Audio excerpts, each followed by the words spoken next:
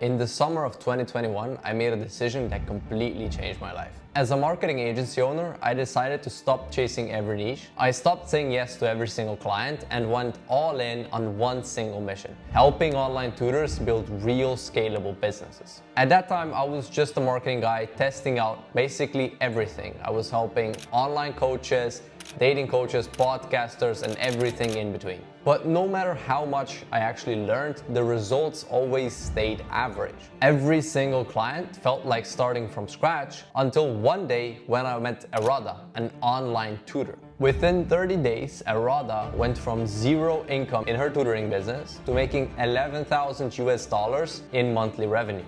And that single case study flipped everything I knew about business on its head. Because that day I realized something powerful. Online tutors aren't struggling because they're bad at teaching. They just don't know how to systematize and market their business to actually unlock scale. That realization became my obsession. I pretty much stopped serving everyone else, and the goal was simple: to help educators become actual entrepreneurs. To help them build systems that give them control, predictability, and most importantly, financial freedom. But the shift wasn't that easy on my end. I had to pretty much unlearn everything I knew about agencies. I spent months rebuilding my frameworks until I finally cracked the system that made scaling simple and predictable for one specific niche: online tutoring. From that point on, results pretty much exploded. For example, we helped Patrick go from 5K per month to 70K per month within 12 weeks, and then to 180K per month within the next 12 weeks. Marta doubled her income within the first 30 days. Mario collected 6.5K within the first 5 days. We helped Jared go from 2K per month to 26K per month. We helped Aman leave his engineering job and make 15K per month with online tutoring. Helped Hergis hit his first 10K month, and helped Sajib go from 10K per month to 24K per month within the first 30 days. And every single month, that list just keeps on growing. Tutor after tutor started breaking through income ceilings that they once thought were impossible. That's when I realized that this wasn't just about marketing anymore. This was a whole growth infrastructure specialized specifically for online tutors. A complete system designed to turn tutoring companies into scalable, freedom-driven companies. And that's exactly what this video is about. You see, over the next few hours, I'm gonna walk you through the entire process of how we take tutors from relying on referrals, waiting on luck, to building predictable, high-performing businesses that run on systems, not luck and stress. Now, one thing I do understand is that you probably don't want to listen to another guy just ramble on about systems or scaling if you're not even sure that he's done it himself. So the framework that I'm about to show you didn't just scale a bunch of tutors, it scaled my own company as well. The blueprint that I'm about to show you took me from being just another marketing agency owner, chasing around random leads, to running a business doing multiple six figures, relying completely on client results and systems. It's the blueprint that transformed not only my client's life, but my own life as well. So if you're a tutor who's tired of guessing, tired of grinding, and you're finally ready to scale, this is my gift to the pretty much entire tutoring industry. And I promise you, if you watch this video from start to finish, you are never going to look at your tutoring business the same way again. You'll know exactly what separates those who stay stuck from those who build real wealth and a tutoring business that actually lasts. I hope it changes your life the same way it changed mine, and maybe one day we'll become partners and we'll make the world a better place together. The first thing we need to figure out is what exam are we going to be targeting. We're going to break each one of them down by why is this market so profitable, earning potential in 30 days, earning potential in 90 days, earning potential in 6 months, in 12 months, and then the overall pros and the cons of teaching that specific subject or exam. So if we start up with the GCSEs. Now, why are the GCSEs so profitable? Well, first of all, they are clear and they are very in demand. A lot of people struggle with GCSEs. A lot of people fear the GCSE exams. And it works extremely well with structured 8, 12, or even 16-week programs that can clearly show them what type of result they're gonna get on the actual GCSE exam. okay? So in the first 30 days, let's say this is assuming you're starting from zero, right? So in this stage, you're really just looking for your first client. Here, the focus is in setting up your systems, setting up your offer, and launching the outreach or ads that are actually gonna get you the attention, right? You wanna make sure that when you do launch the ads or the outreach, that everything is systematized, you know exactly where the leads are, you know exactly which stage each lead is in, and most importantly, you wanna have an offer that people actually wanna buy, aka you need to be solving a real problem. If you're not solving a real problem, none of this is gonna work. So your goal here is get 1 to 2 clients at $500 to $1,000. And realistically, within the first 30 days, you can reach $500 to $2,000 of income. And then if we go into the 90 days one, so here you wanna start building some momentum, right? You have a proven offer, you see that the system is working, and all you need to do is figure out like, okay, which part of the system is lacking, where am I losing people, and what can be improved. So here, you wanna aim for 5 to 10 clients, and a realistic income range here is 2.5 to 7.5K per month. The 6-month stage, this is where you're getting some predictable growth. And this is where you need to double down. You need to start investing more into the ads because now you see what's working and you need to push the system to its maximum potential to see like, when are things gonna start breaking? When am I gonna need to hire tutors? When am I gonna need to tweak the ads? When am I gonna need new ads and new VSL, right? So here you push the system to its boundaries and see what breaks. Hopefully by now you're getting consistent bookings from ads or referrals. You should be aiming at 5 to 10 clients per month, and you should be making anywhere from 8 to 20K per month. And lastly, the 12 months, this is the scalable business stage, right? Hopefully now you have the systems dialed in, you are scaling the ads or with the team, right? You should be adding some other offers to your tutoring, right? Either a group tutoring offer if you have only one-on-ones right now, or a premium tier if you have group only right now. Add a one-to-one tier that's more expensive but helps them a lot more, right? So that you can take on more people who have different demand levels and different expectations. A realistic income range here is gonna be 200K to 400K plus per year. Now, overall pros and cons of the GCSE market. The acquisition costs are ridiculously cheap, right? You can get calls for less than 20 pounds, right? Which is very, very cheap. Like getting someone that you can talk to who wants to buy your services, who knows what it's about and is very interested, that's extremely cheap. Meaning you need minimal upfront investment. You can literally just invest 600 pounds into ad spend and you're gonna get a ridiculous return. Like one of our clients,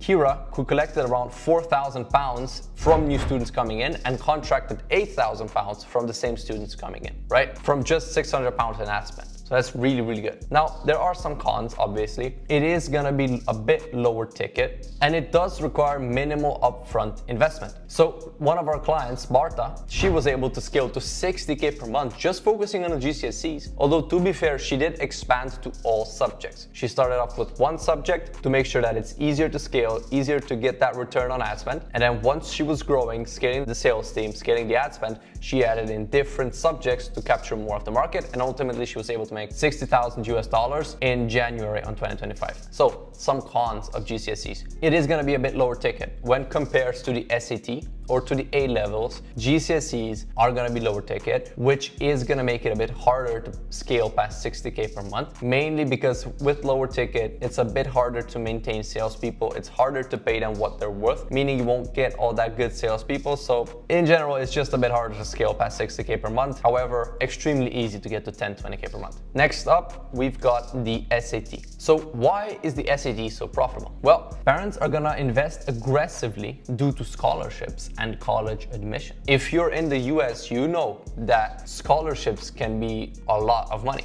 like a lot of money, like multiple tens of thousands. And colleges can be literally hundreds of thousands per year, right? So investing 2, 3, 4, 5,000 for SAT tutoring to make sure that, you know, the kid actually gets a good score, gets the scholarships and gets admitted into college, that's pocket change, right? And parents understand that. And students often take it multiple times, meaning you can run a very good guarantee offer where you guarantee them a certain score, and even if they don't get that score, you can work with them until they do. And there is a huge online market for the SAT, right? Because it is literally the whole US, and not just the US. There are foreign countries who also have the SAT. When people want to get into the US to study here, they need to take the SAT as well. So the market is the biggest probably out of all of these. So 30-day income potential. First of all, within the first 30 days, you need to set up your systems, offer, and launch the ads or outreach, right? Your goal here again is just 1 to 2 clients, get the first people in, see what it's like. Realistically, we're expecting you to make $1,000 to $4,000 per month. 90 days. This is the proof and momentum stage. Here, you should have the offer proven. You should see that the system is at least working somewhat, and you should have 5 to 10 clients total. Income range here is already 5 to 15K per month. Hergis, for example, was able to make 10K per month within 2 months of joining our program, right? So these are very realistic numbers. This can very easily be achieved as long as, again, you have a proven offer and you have a proven system along with the ads. So 6 months in, here, you should be again seeing consistent bookings from ads or referrals. You should be getting at least 2 to 4 clients per month, and you should be making at least 10, if not 25K per month. And then 12 months in, realistically, if you have your systems dialed in and you're spending more on the ads, you are investing more into it, and you also refined your offer. You ideally figure out like what stuff can be taught in a group, what can be taught over video, and what needs one-to-one attention so that everything is optimized. You could be looking to make from 300,000 to $1 million plus a year. We've had clients who in 8 months, like Patrick, for example, went from 5K per month to 180K per month within 8 months. So with the SAT, the potential really is unlimited. You can literally make more than $1 million a year just teaching the SAT. As long as, again, you have the right offer, systems, and ads. I'm not making any income claims here, right? You most likely won't be able to make $1 million plus a year. I'm just gonna be honest. Your ads are probably not dialed in to the point where that's possible. But if they would be, this is what you can expect. Some pros and cons. So, first of all, people expect to pay more here because they understand that college is extremely expensive and that scholarships can be a lot of money as well. So it makes sense. Like people are happy to invest $2,000, $3,000, $4,000, $5,000 for SAT tutoring. Obviously, as long as you can, show them that you're a good tutor and you're gonna get results. So you can get away with higher prices, and it is a lot easier to scale past 60K per month. As long as you have a good system, you know how to close people. You literally just need to spend more money on the ads, and you're gonna get to 100K a month. Again, no income claims. You probably have no idea what you're doing. I'm not telling you you're gonna make 100K a month, but it is possible and we've done it before. Cons, it is gonna be a bit more expensive to start than UK subject. Advertising costs in general in the US are gonna be more expensive because there's more competition, meaning you're gonna have to spend a bit more on the ads to get them up and running. However, again, once they are up and running, SAT is extremely profitable. Next up, A-levels. So why are A-levels so profitable? Well, it is extremely high pressure. You've got university offers, people want to get to the dream university, to the dream college. So people are willing to spend a lot of money for it, right? There's a lot of pressure, there's a lot of anxiety in the students, and parents really want that A or A star, and they are ready to pay heavily for it. As well as there's not that many competitors who have real expertise, who have a decent offer, who can promise a certain result as well. So in the first 30 days, if you have your system set up, if you do refine your offer and you start the ads, you should be aiming at 1 to 2 clients a month again, and you should be expecting to make anywhere from $750 to $3,000 per month. Now, once you've dialed that in and you know roughly that the offer is proven and the system does work, you should be looking at 5 to 10 clients total, meaning your income range should be 4K to 10K per month. And then 6 months, once it's running, and you see that it's running smoothly, you're getting consistent bookings, the ads are working, you should be expecting at least 2 to 4 new clients a month. This should put you in the 10K to 20K per month range. And then lastly, 12 months, scalable business stage. Here, you should have the systems dialed in. You should be scaling the ads, meaning you should be putting more money into the ads. And again, you should be refining your offer, potentially adding in some continuity offers, adding in different options for different people. And you can realistically make 250K to 500K per year. Again, no income claims. This is if you do everything correctly and you give it your all. So, some pros and cons. Again, we are in the UK. Acquisition costs are very, very cheap. This means there's going to be minimal upfront investment and you can charge a bit more than GCSEs, right? A-levels are more competitive, more difficult, meaning higher price points. Cons, it is kind of still lower ticket and it's going to be a bit harder to scale past 80K per month than, for example, the SAT here. However, getting to 20, 30, 50K a month should be no problem. Again, as long as you do everything correctly. For example, one of our clients, Kira, was able to get 4 new students within 60 days of joining our program. Those 4 new students resulted in £4,000 in cash collected and £8,000 in contracted revenue. Mario, who does A-levels as well, was able to close, I believe, 3 or 4 people within 5 days and collected around £6,000. So again, if you know what you're doing, you can make a lot of money in A-levels. AP exams. Why is this market so profitable? So this is for advanced students because, you know, as the name suggests, advanced placement, meaning strong investment behavior. People who do these typically take their education more seriously. Parents who want their kids to do this are typically more serious people, people with more money, people who, you know, take their future and education more seriously, meaning they're a bit easier to sell and they're able and prepared to pay more. It's also pretty hard for students to self-teach because it's advanced stuff, right? It's not the normal stuff that's covered in school. It's advanced placements. And parents also really value subject specialists. So if you specialize in the AP exams, you're gonna have a massive edge. Now, 30 days in, what can you expect? Again, you need to set up systems, offer, outreach, or ads, and aim for 1 to 2 clients. And realistically, if you do this correctly, within the first month, 750 to 4K per month in US dollars, very achievable. 90 days in, you should have a proven offer and you should have some momentum. And you should be able to get 5 to 10 clients total in that time and make anywhere from 2.5 to 7.5K per month. And again, if you are consistent with it, you improve stuff, you constantly make sure that, you know, you're testing new ads, you're improving everything, you should be able to get at least 2 to 4 clients per month, and this should put you in 8K to 20K per month. And lastly, 12 months in, you should have the systems dialed in, you should be scaling the ads, meaning putting more money into it, and you should be adjusting the offer depending on what people want. Some summer programs work very well here, simply because the AP exams usually are only once per year. So you need to be flexible, but if you are and if you know what you're doing, 250K to $500,000 a year is very achievable. Again, as long as you do all the work, you try your best, blah, blah, blah. I'm not promising that you're gonna make that. Pros, you can get away with slightly higher prices because it is advanced placement and because of who you're talking to. Usually, the bottom of the barrel people don't really care about AP exams because it's advanced stuff, and people who care about advanced stuff in general are a bit better, you know, higher quality people. Cons, still lower ticket than the SAT, still harder to scale past 60K per month. And one of the biggest cons here, and this is true for GCSEs and A-levels, is that revenue does fluctuate more than the SAT. Every single tutor knows that December is gonna be pretty bad and January is gonna be pretty good. But some exams, some subjects do fluctuate a lot more than others, and this one typically fluctuates a lot. Now, lastly, some other profitable niches, because obviously there's not just 4 exams, right? Examples, MCAT, this is the gateway exam for medical school applicants, 11 plus in the UK, selective school entrance exam, one-time pressure exam for 11-year-olds, and ESL, this is students needing score proof for visas, uni admissions, or jobs, and LSAT, law school admissions exam. Now, if you're starting to see a pattern here, that's because there is. These are all exams that have some sort of stakes attached to them, right? Again, you need to be solving a problem. Problem is, if I do bad on the MCAT, I'm not getting into medical school. And I would be willing to pay a decent amount of money to fix that problem. I would not be willing to pay a decent amount of money for homework help,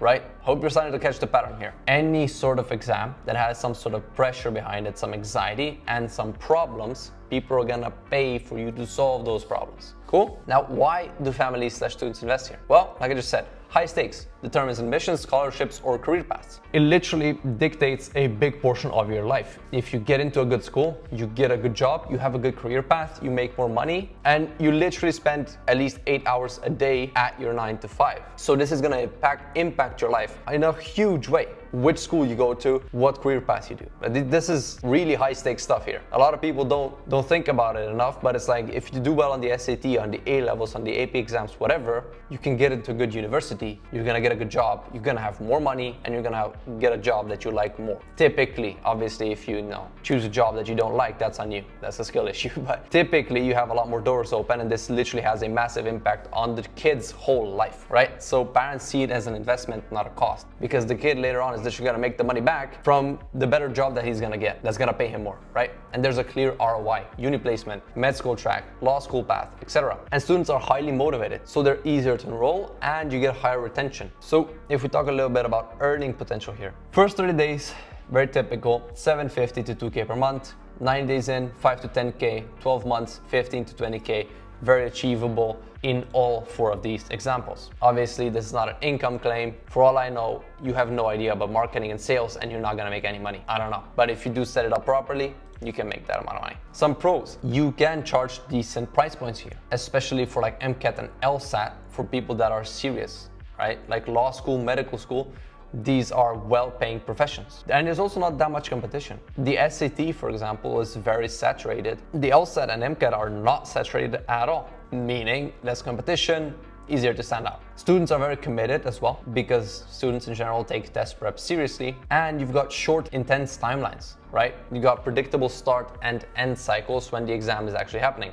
And these are also great for group programs because the content usually is standardized. So it's not special for every single person, right? So you can put them in a group, make the delivery a lot easier for yourself. Some cons. This is gonna require deep subject knowledge, especially for the higher tier MCAT and LSAT. These aren't like your casual SAT. Like if we're being real SAT, 16-year-olds take that. It's pretty basic math and English. It's not that complicated. But if we're talking about MCAT or LSAT, that is a bit harder. Like usually a lot harder because we're talking about doctors and lawyers here, right? So prep materials can be pretty dense.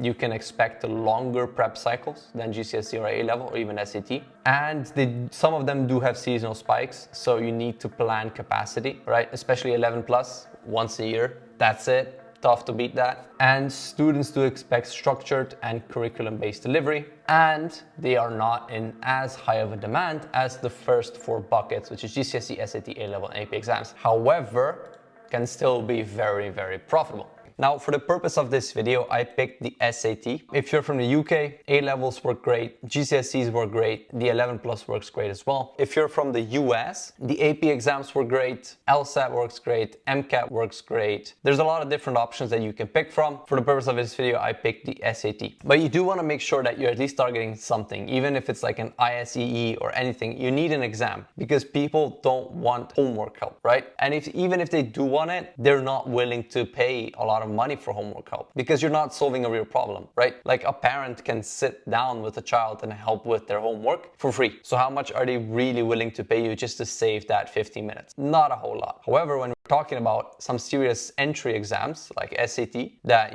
helps you get into your college or university, or A levels to do the same thing, or advanced placement exams, all that stuff has some actual anxiety around it, and you're actually solving a real problem. You're helping people get into a certain school so that they can have a certain career path and ultimately a certain life, right? Cool. So who is our target customer? Well, a lot of people mess this up and they target kids, they target students, right? Which kind of makes sense. Students are going to be taking the SAT, right? Parents don't take it. But you need to realize students don't have any money. For that reason, you need to start targeting parents, right? And I'm gonna get more into exactly how you do that with content and with ads. But just for now, know that you need to speak to parents for the most part, unless you're doing like LSAT or MCAT, in which case students are a bit older so you can target them directly. Okay, so what is their desired outcome? So for the SAT, most people, just from experience, want to get a 1500. If you're talking about A levels, most people want to get an A or A star, GCSEs 8 or 9, and so on for all the other exams as well, right? Most people want to get like the highest possible score, or like at least 90%. Now, I want you to think a little bit further here. It's not just about the score. Think about why do they want the score in the first place, okay?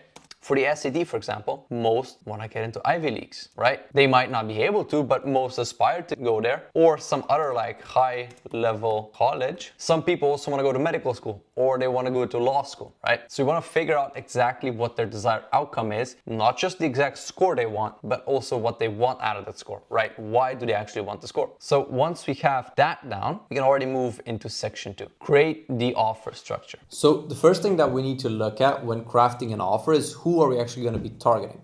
So who would you say is your ideal client persona? I would say my ideal client is someone who's aiming to achieve an A or an A star in A level. So Okay. kind of that top band of client, and kind of maybe staggering on that B or C at the moment. Mm-hmm. And they want to achieve that A or A star so they can go to like a top university or want to pursue a career in STEM. So for example, engineering, medicine, dentistry, or even finance. And students who are already extremely ambitious. Those are the students that kind of I've had the most success with. And yeah, that's probably my ideal student at the moment. Okay. But one caveat here is that we don't actually want to be targeting students, right? Absolutely, yes. So I would say parents Yeah. of students Yeah, of course. So like, aiming. yeah. Yeah. So same like ambitious parents who want, high achieving parents who want their children to do very well and understand that in today's day and age, like academics is profound and it's very important to stand out. And in order to stand out, a student has to get an A or an A star because everybody gets, B's and C's nowadays. Okay. Outside of just STEM, what kind of career paths are we looking at? Like medicine, anything like that? Anything specific? Yeah, so STEM includes medicine, dentistry. But yeah, so specifically medicine, dentistry, engineering, obviously within STEM as well. And then outside of that, like finance, law, stuff like that, that just requires good analytical skills, which is obviously a skill that you develop by having a good foundation in maths. Okay, cool.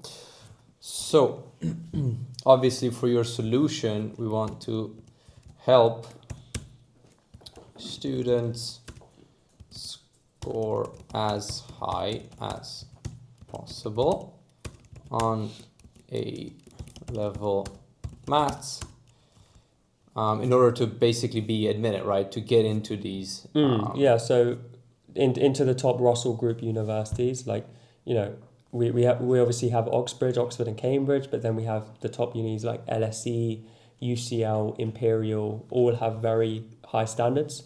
So yeah, having a very good very good knowledge in maths will definitely boost their chances of going to a great university and obviously being able to pursue a degree of their choice. Okay, cool. Now, in order to get into all these fields, what score do they actually need to get on A-level, or like what grade? At the very, very worst, they need to get an A. At the very worst, they need to get an A.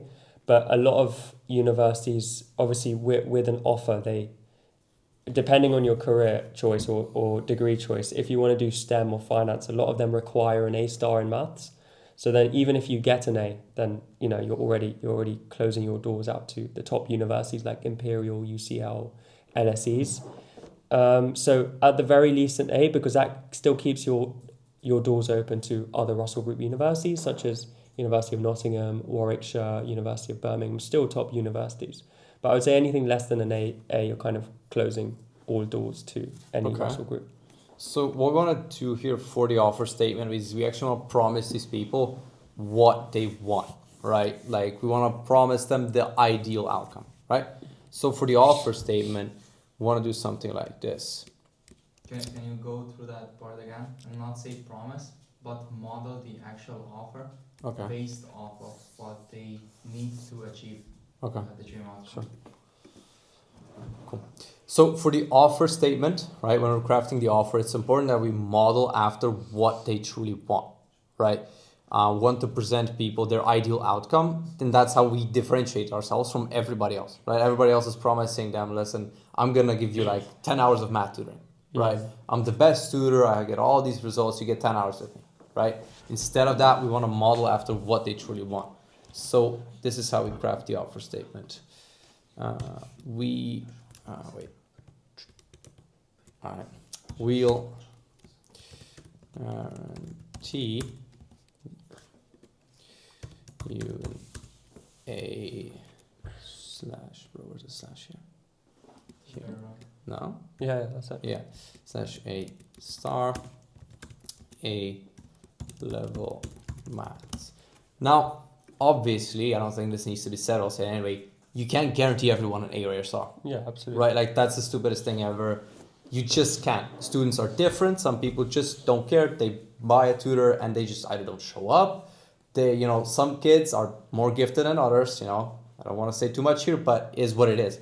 So we do need conditions here, right? Because everybody knows you can't guarantee it to absolutely everyone. So that's where the conditions come in. So here we want to basically break down everything that needs to take place in order for us to be comfortable to guarantee them an A or A star. Now, usually there's two buckets here. One is what prerequisites they need before joining the program. And the other is what actions they need to take while in the program, right? So if we focus on the prerequisites, what are some of the indicators that before you take someone on, you can either ask them or, check it, that would make sense for you to guarantee that A or A star? Yeah, I think the biggest thing, probably two things to guarantee an A or an A star is getting at least an 8 or a 9 at GCSE level, so just before A level. But also their current A level grade must be at the very worst a grade C, because I feel like, you know, at the end of the day, we're not magicians. If you come to us at a D or an E, the chances of you getting an A are fairly low. So we want to be realistic with what we offer. So I think at the very worst a grade C. That way it gives us room to increase by 2 grades to an A, or potentially even 3 grades to an A star. Okay, cool. Outside of that, anything else you want to check before taking them in? I don't know, anything else? I don't think so. Not really. No? We can just cut out that question. Yeah, sure. Yeah, I don't think you can that's just say no, but yeah. Yeah, that's fine. yeah, sure. So I think, yeah, that's probably, I think that's the most important thing for me, that they come in they have to have a very strong knowledge of maths. Okay, coming cool. on. Cool. Now, if you focus on once they actually are inside the program, what do they need to do in order for the guarantee to stand place? I mean, Yeah, so of course, obviously a big thing is they actually have to show up, right? Okay. They have to show up to lessons. So it's important that we see they're showing up, so we know they're putting in the work. So I would say we need at least an 85% attendance rate. Just to their regular mandatory lessons. I say 85 because obviously we understand things come up, you know, family events, birthdays, etc., and people get unwell. So I think 85 is very reasonable. But I think with regards to homework, so doing the work outside the classroom, I would say 100% of the homework needs to be done. And the reason why I say 100% is because lessons just aren't enough to get an A or an A star. It's what happens in the other 5 days of the week where you're not getting a lesson or you're not getting taught. And that's where your independent study actually comes in. So I would say a big part of our system and why we're so confident in this is because students do the independent work outside of lessons, and that includes the homework. Okay, cool. Anything else you need from their side? Yeah, anything you can think of, or is that pretty much it?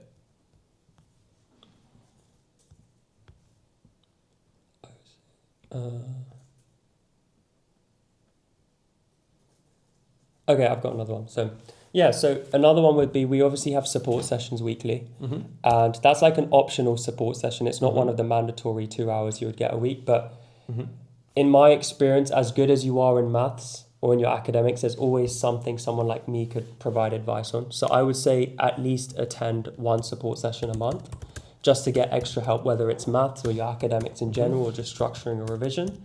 That way we know you're using our resources and our services to the fullest. Okay, cool. That makes sense. So if there's nothing else to add, we can go back to the offer now. So let's say someone comes in, they've got a C right now, they got like an 8 in GCSE, and let's assume they're going to attend the lessons, right? They're going to do the work. How much time / how many lessons do you think you'd need to get them to that A or A star? I would say to confidently get them in a place where they are like around that A, if they're coming in at a C, which is probably the target. If someone comes in at a C, I want to get them to an A first. I would say I would need at least 12 weeks with them. I would say the first 4 weeks is kind of optimizing what they already have. So kind of the system they have in place, how they revise, and just optimizing that. And then what happens after that is we kind of will go through the processes of teaching them the real like A star types of questions and topics, which really what's differentiating the student of where they are now to where they want to be. And also it gives us a lot of time to build onto what structure they already have, come up with revision plans, and help them understand what they need to do outside of lessons as well. Okay, cool. 12 weeks, are we talking like 1, 2 lessons per week, 3 lessons? I think with getting an A or an A star, you're trying to be in the top 1% of student. And as someone who wants to get an extraordinary grade, we need to do things that the average student doesn't do.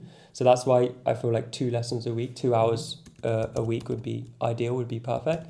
Because 2 hours, the second lesson kind of always rebuilds off what we've done in the first lesson. What we found in the past, if it's just 1 hour a week, students can come on a Monday, 6 days in between, then they come the Monday after, and they've kind of already forgotten what they've done in the previous lesson. So that's why we feel kind of 2 lessons a week is the sweet spot. Okay. But obviously on top of that, we obviously want students to do a lot of their independent work as well. Okay. Are those going to be group lessons or 1-to-1? So the lessons, they're going to be very small group classes, but the way we group is based off ability. So the students are of a similar ability to where your child is today, and all aiming for that same grade, so an A or an A star. So you kind of get the best out of being in an environment where everyone's ambitious, everyone's aiming for that same grade. So you have people to motivate you when you're feeling down. But also at the same time, the groups are so small, everyone's cameras are on, everyone's unmuted. They can speak whenever they want. So it's almost the same as a one-to-one. Your questions will never be unanswered. There's always a way you can get help from us because it's such a small class. Okay, cool. That's really, really good. What about support after the group lessons? Do you feel like they need any support after that? Once the lessons are over or / in between the lessons? Absolutely. So we have a 7-day student support channel. We run it on a server called Discord. Every student gets a private support channel where they can reach out to someone like me or someone from the team. We literally have one person who works in the business. His only job is to reply to students within 15 minutes of them messaging their query. Okay. Whether that's a question about math, a homework, or just revision structure in general, because obviously we recognize the only time a student needs help is not just in a lesson, but when they're revising independently. So that's one of the best ways they can get help from us. And then on top of that, we obviously have a minimum of an hour every week of the support calls, where it's kind of like a live Q&A. A student comes and they ask their question, they can get their answer and they can leave straight away. So there's no obligation for them to stay for an hour. And again, it's a great way to get live interaction with me or any one of the teachers, just to get that personalized help. Okay. What I'm thinking now is, why don't we also include the private support channel in the guarantee? Okay. So what I would want to do is, let's say until they are at an A level, right? Until they're at least an A. They obviously are struggling with something still. Yeah, for sure, yeah. I would try and make them use the support channel. So let's say we include in the guarantee, they need to ask at least, I don't know, 1 question per week, maybe one question per day. Okay, I like that. Just, you know what works best way more than me. I'm not a tutor.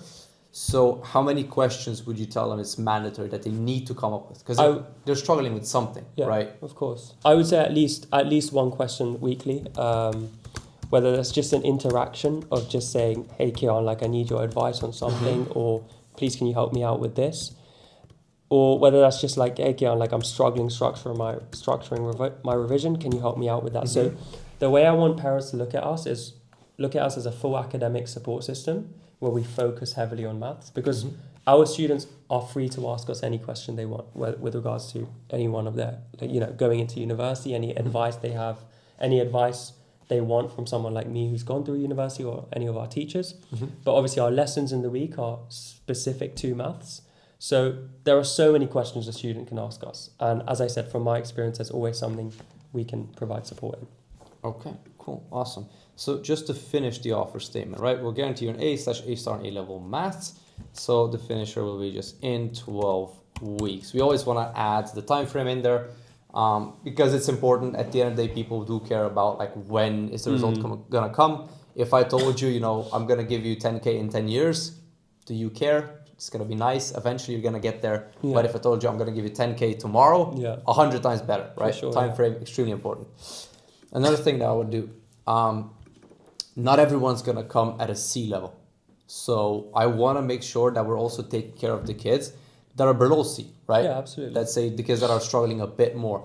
So obviously the guarantee T is A/A star for like everyone that's at least at a C level, right?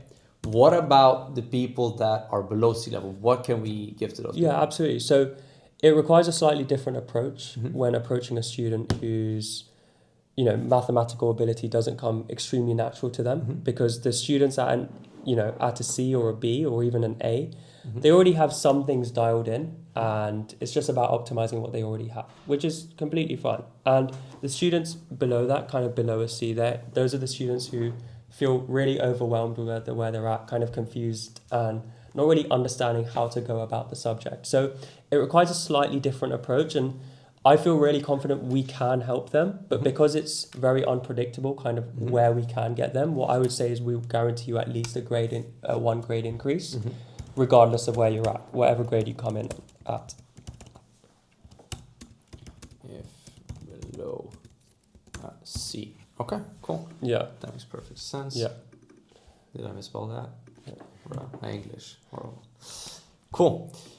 And the last thing that we need to look at is avoiding failure and mechanisms, right? Obviously, we crafted the guarantee to make sure that one, they get results as long as they do the action, right? But one, these are still kids we're talking about, and even if they were adults, they're still human. Stuff is gonna go wrong, right? As long as you're dealing with humans, humans are humans. So what I want to go through now is just like a client failure scenario. What happens if this goes wrong? What happens if that goes wrong? And what can we do to prevent it, right? Like, sure, they might do something that makes the guarantee not apply to them anymore, but we still want to make sure they get as good of a score as possible. Yeah. So at the end of the day, you can also get a good testimonial, right? Absolutely, yeah. What are some of the things that you think might go wrong here? Yeah, so there are a few things that come to mind. The first thing is student just doesn't feel comfortable kind of turning their camera on in the lesson or kind of engaging with the lesson, which is a huge part of our lessons, that we want students to engage with us and feel comfortable in the environment that we put them in. So kind of the way we go about doing this is after the lesson, we allow them to keep their camera off for the first lesson, because we don't want to kind of force them in front of another student. But after the lesson, we'll kind of keep them behind for a couple minutes and just try and warm up to the student, try and start to build that relationship with the student, whether that's just like, hey, like, you know, is there any particular reason why you don't want to turn your camera on? Look, I completely understand with that, but then try and kind of frame it in a nice way that's like, you know, like, we want to interact with you, we want to see your face, we want to make sure you're doing the work, we want to make sure you're improving. So we kind of tell them the benefits to them of them turning their camera on, as opposed to the benefits for us. So that way a student sees, oh, you know, if I do turn my camera on, then it is going to benefit me in the long term as well. Okay, cool. That makes perfect sense. What else goes wrong? Another thing is a student misbehaves in class, and I don't feel they're kind of concentrating at all. You know, maybe they've got gadgets, they've got a phone next to them, and yeah, they're just not concentrating. And the way I go about this is, the first way I always go about this is I always speak to the student. I always want to bring parents in as last resort, because I never want the students to feel like, hey, you know, we're snitches, we tell your parents. We never want a relationship like that to be tainted. So it's a very similar way. We speak to the student, we ask them what's going on. We don't assume you're on your phone, we don't assume you're not concentrating. We're just like, hey, how did you find that lesson? Did everything go okay? I noticed you were looking away. Was that because you were maybe confused, or were you just thinking? And then normally they'll engage with us. They'll be like, hey, I was just maybe confused, or I was just looking at my phone. And I'll just be like, hey, thanks for being honest. Like, I just want you to know this is a very like comfortable environment for you. If there's anything that we can do better for you, please let us know. Because obviously our job at the end of the day is to make the experience as efficient and as productive as possible. And we need to try and show that to the student as well. So yeah, with regards to the mechanisms to avoid failure, as I said, we always try and deal with the student first before going to the parents. But then if we feel, I guess another client failure scenario is persistent bad behavior, persistent, you know, lack of concentration. If it persists, that's when we start to speak to the parents.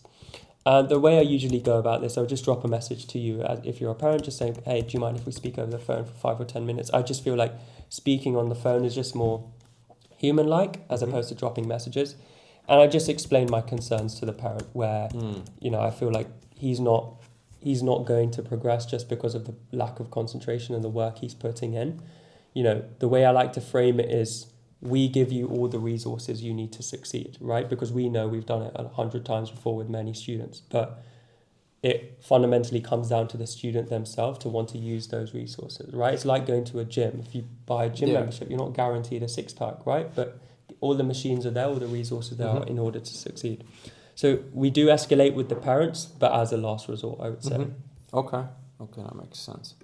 Cool. And I'm assuming that you don't do that right away on the same lesson. You schedule it for later and you call them up. Absolutely, yeah. It's not the same time. Okay. As I said, we try and deal with the student first. If we feel like they're not cooperating and we see the failure persist, then that's when we speak to the parents. Right. And obviously there's like a million small things that can go wrong. Do you feel like there's any like big thing that, you know, does come up often that we haven't covered yet? Yes, for sure. So one big thing, I guess, is parents are just, you know, they're not happy with what they're getting. And it's something that we don't experience a lot, to be honest, I don't believe we've experienced it at all since we've had this program running. But it happens. Sometimes parents are just not happy, and we understand that. And the way we go about this, we always like to schedule in a Zoom call with the parent to understand their specific concerns. And the way we do a Zoom call is just because it's face to face. If we need to share our screen and show them things that they don't particularly know yet, it's easy to do that. So we like to schedule in a Zoom call, and I'll just listen to the parent and listen to the parent's concerns for the first 5 or 10 minutes. And then one by one, I would address every concern, because every time that this might happen, I'm very, very confident that it's just a lack of information from the parent, that they don't know that this is actually why we do things, that they're not zooming out and looking at the bigger picture. Because as I said, our system has worked for hundreds of students in the past, and we're very, very confident in what we do. So maybe sometimes it's just a lack of communication, and it's just communicating with that to the parent. Yeah, that makes perfect sense. Cool. So I think that pretty much covers everything. And lastly, we want to price the offer. So for the SAT specifically, we noticed that a good price point to start off with is going to be $2,000 because if you present like a 12-week program, you show them how many group sessions you've got, you show them that you've got one-on-one sessions exam, you've got mock exams, you've got assignments, and you actually show them exactly step by step how you're going to get them that 200-point increase so that they can ultimately get to that 1,500, maybe not 1,500, but 1,400 or 1,300 at least. They're going to see like, okay, this makes sense and I can see how this is going to help my kid out. Most people are going to be willing to pay at least $2,000 for that. Most of our clients start with 2.5K in the beginning for the SAT, but if we want to be on the safe side, we want to get students as fast as possible, $2,000 is completely doable. If I give you some UK examples and you've structured a similar program to this, let's say for GCSEs or A levels, £1,500 is going to do just fine as a starting point. So once we have the offer and we've got the price, we then need to get some attention. So here we've got organic strategy and we got the paid ads strategy. The first thing that you need is you need to optimize your profile. You see, your profile is your storefront. That is the first impression somebody gets when looking to do business with you. Matter of fact, about 50% of people that opt in from your ads are actually gonna go check out your Instagram profile before they ever even speak to you. So it's extremely important that we dial this in. So first of all, you need a clear, friendly photo of yourself. Okay, this is a personal brand, not a business brand. People buy from people, not necessarily businesses. So here's exactly how you optimize your bio as well. You want to use this 4-line formula. Result. So what can you give them? What kind of results can they expect from either watching your content or from paying you and working with you directly? In this case, for Patrick, it's a 1,500 on the SAT. Again, it needs to be very clear exactly what score on exactly what exam or exactly in which subject. Then you need a clear payoff. Okay, so what does this score actually give them? Okay, they're gonna stand out on college applications. Okay, pretty valuable. Then clear CTA. Make them message you directly. Okay, so just choose a keyword that's appropriate for your subject / your exam and make them DM you for more information. And then you also want to have some free resources to nurture them, right? People don't trust you yet. They might have seen an ad or they have seen your Instagram or whatever they've seen. You need to nurture them. So give them some free stuff. Next up, we need to optimize the highlights. Here, you want to keep it lean. 3 to 4 highlights, okay? That's pretty much all you need. Now,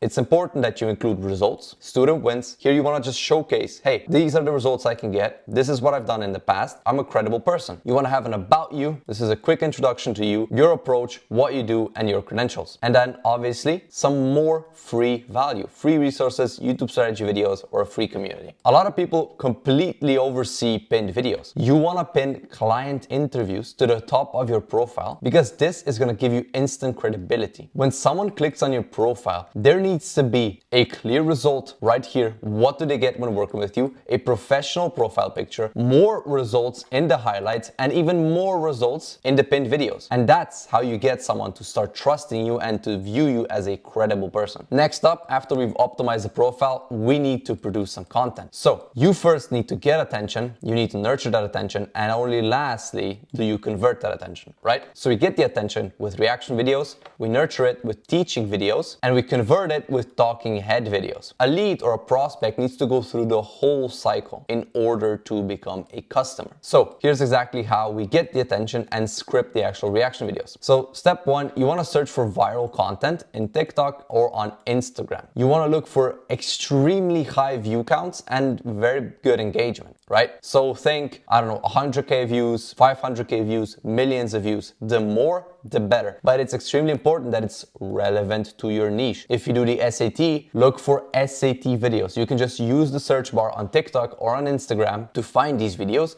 Again, make sure they have a lot of views. Step 2, record yourself as you watch the video. Then give your commentary, share your honest opinion on the topic, and draw in your expertise and insights. And then finally, give one clear value first next step. It's usually best to incentivize them to follow you, to get them into your ecosystem, or give them a free resource like a lead magnet to start building trust and nurturing them, right? So example would be, follow me for more subject/exam content like this, or DM me SAT and I will send you a completely free step-by-step roadmap that will help raise your score overnight. Next up, teaching videos. So when filming problem-solving videos, it is crucial that the entire problem or question is clearly visible from the very beginning, okay? It also needs to stay visible throughout. This is gonna help grab the attention of students in your subject area as they recognize something familiar right away, right? Which is gonna make them stop scrolling and pay attention. Also make sure not to cover it. What do I mean by this? Look at where he's positioned and look at the problem right here. You can clearly see him and the problem. Don't stand right here because people will not see the problem, okay? Make sure you're standing to the side. This is extremely important. A lot of people mess this up. So start with a short attention-grabbing phrase and include the market call-out. Keep it simple, keep it short, something that students relate with, right? Few examples. Can you name this molecule in 30 seconds? Or 90% of AP Calculus students are making this one mistake when they attempt to solve whatever the specific problem or specific question is. Or do not go for your A-level maths exam if you cannot solve this problem. Body, just solve the exact problem / the question, right? So work through selected examples, problems, or frameworks right in front of you or step by step with your thought process, just like you do with your paying students. Tip number 2, a physical whiteboard is the best choice, right? It feels more natural, authentic compared to digital ones. Digital ones can still work. However, with our paying clients, we've consistently seen that the best performing videos are the ones using a physical whiteboard. Lastly, CTA. Follow the same rule as with the reaction style videos. So value first, focus next step. Last up, talking head videos. This is where we convert the attention. So again, hook, market call out, address parents' pain points, desires, or limiting beliefs. For example, if your teen used to feel good at math, but has lost that spark switching to standard, here's what's really going on. If your teen breaks down over the SAT, panics mid-test, or studies in tears, this is a warning sign for a pressure problem. You get the gist. Body, deliver one powerful idea, break it down clearly using examples, analogies, step-by-step thinking, and make it easy to understand and worth remembering. Also, when you can, use storytelling. People love stories. CTA, here you want to strategically incentivize parents to book a free strategy call with you. So, for example, if your teen's trial result has them either overconfident or panicked, I'm offering a free strategy session, see, risk averse, because it's free, to turn that result into a roadmap for HSC success. Okay, this is exactly what they get. HSC success, this is just an example. These sessions are limited each term, so DM me maths and I'll reserve your spot. Urgency. Cool. Now, all of our clients do also get access to our custom trained AI agents that fully script out each one of those video types on autopilot. Now, all of these are backed up by 300 plus videos specifically in the tutoring niche so that they can basically get an idea and a script in just a few minutes. Now, once you have the scripts, you then need to film the video. So here's exactly how you film. So positioning is extremely important. You want to make sure that your eyes are here roughly on this third. Make sure that the bulk of the action is happening right here, and try not to include stuff down here because people usually just don't look down there. So here's how you film it. You want to have an accent light in the back, just makes it all look a bit better and more professional. And it's also important that you step away from the wall, right? Like you don't want to have your back straight to the wall because there's no depth to the video. You want to be away from the wall. And if you have any decoration to contrast, you know, because here you can see blue, brown, you can see green, right? The more colors, generally, the better. Here's exactly how you speak to the camera. You want to have energy and confidence, right? If you want your videos to perform and convert well, you need to capture attention, and you need to understand that if you're gonna be monotone, it will not work. People need to feel your enthusiasm, okay? So speak with energy, 10 to 20% more than you normally speak with. Use your body and face. Move naturally. Don't just stand there stiff like a, I don't know, like a statue. Hand gestures. They're gonna make you feel more dynamic and confident, okay?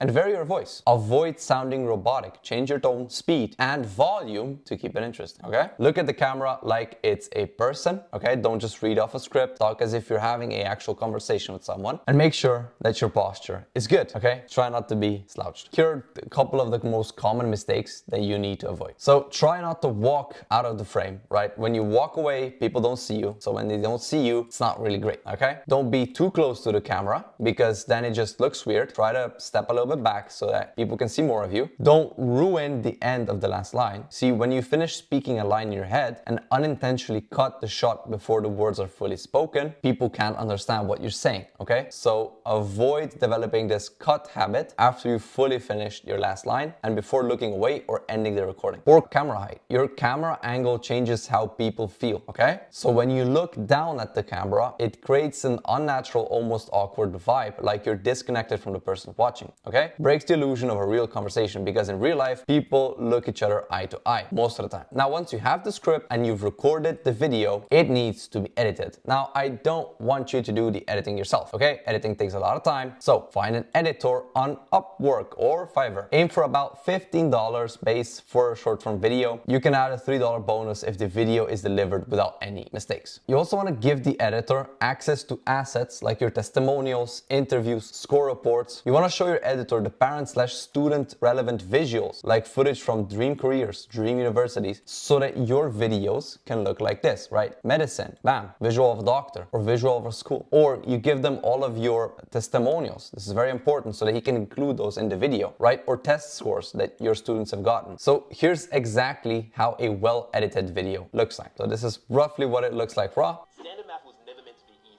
and believing that is holding your team back. I hear this from students all the time. Standard math should be easy. I just don't know why it's not quick. And parents have to wonder if Okay, so here's how the video should look like. Subtitles right here, cool music in the background that actually matches the vibe of the video, so it all looks clean and professional. So once you have the video recorded and it's also edited, you want to have a content management system. You want to have a content calendar sheet. Now, if you want our full content calendar, just DM me the word calendar on Instagram and I'll send it all over completely for free, okay? So this is roughly what it looks like. You've got video type, post date, and status for each platform, okay? So type, post date, and the status, right? All of these should be pretty self-explanatory. Hopefully I don't have to, explain what recorded means, what not recorded means. You also want to film a batch of videos and schedule them upfront for the whole month. This is where the whole 4 hours per month of recording comes in, right? Record it all up front, take the 4 hours and record 10 to 30 videos. Now we recommend starting off with 10 videos a month, 4 talking head, 4 teaching, and 2 reaction videos. Record them all in bulk, upload them into the content calendar, give your editor access, and just let him edit it. You can also let him post it as well. Paste your captions here as well as your hashtags and then publish. Now you need to be seen absolutely anywhere and everywhere. So if you have a video, might as well post it on Instagram, YouTube, TikTok, and Facebook, okay? Like imagine someone goes to Facebook, sees your video, goes to TikTok, sees another video, goes to YouTube, sees a video. You get where I'm going with this. If you're seen everywhere, people will perceive you as a much more established brand because that's what big brands do. You see them at the shopping mall, you see them on the TV, you see them on YouTube, okay? So might as well give off the illusion of being a big brand. Lastly, you want to track performance. You want to see what's working, analyze why it's working, and you want to iterate it, right? Do more of what works, do less of what does not work. Now, if you don't measure it, you cannot improve it, cool? So this is where the performance sheet comes into. Now, if you want the performance sheet, you can again DM me the word performance on IG and I'll send it over completely for free. I want you to understand that more views doesn't necessarily mean more money, okay? Because you get the attention, like I said, with reaction videos, but they don't bring any money in. You nurture the attention with teaching videos, but you're still not bringing any money in. And then lastly, you convert the attention with talking head videos. That's where all the money happens, okay? So don't just look at views, look at engagement and look at leads as well. For example, Jared, one of our clients, had a total of, this is probably less than 2,000 views, yet he already collected $3,000 from a client that came specifically from TikTok, okay? And all he had was these 4 videos. So again, you don't need to hyper obsess over views. You want to obsess over money way more than views. So for the paid ad strategy, the first thing we need to do is get clarity on who we're going to advertise to and what we're going to advertise.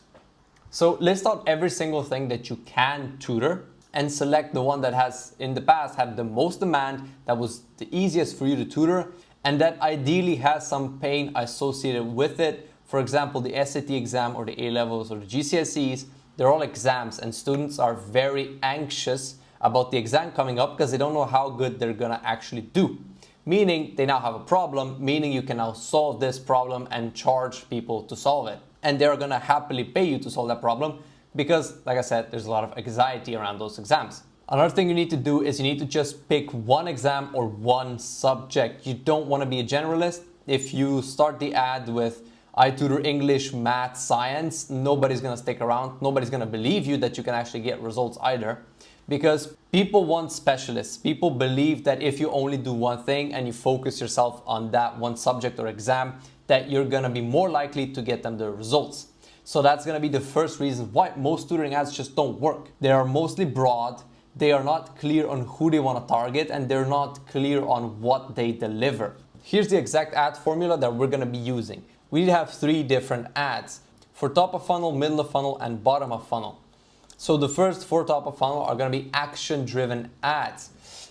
So here you need to create instant attention with the purpose that attention will result into an inquiry. So essentially here we just want to get new people to be aware that we want to exist and what type of services we offer.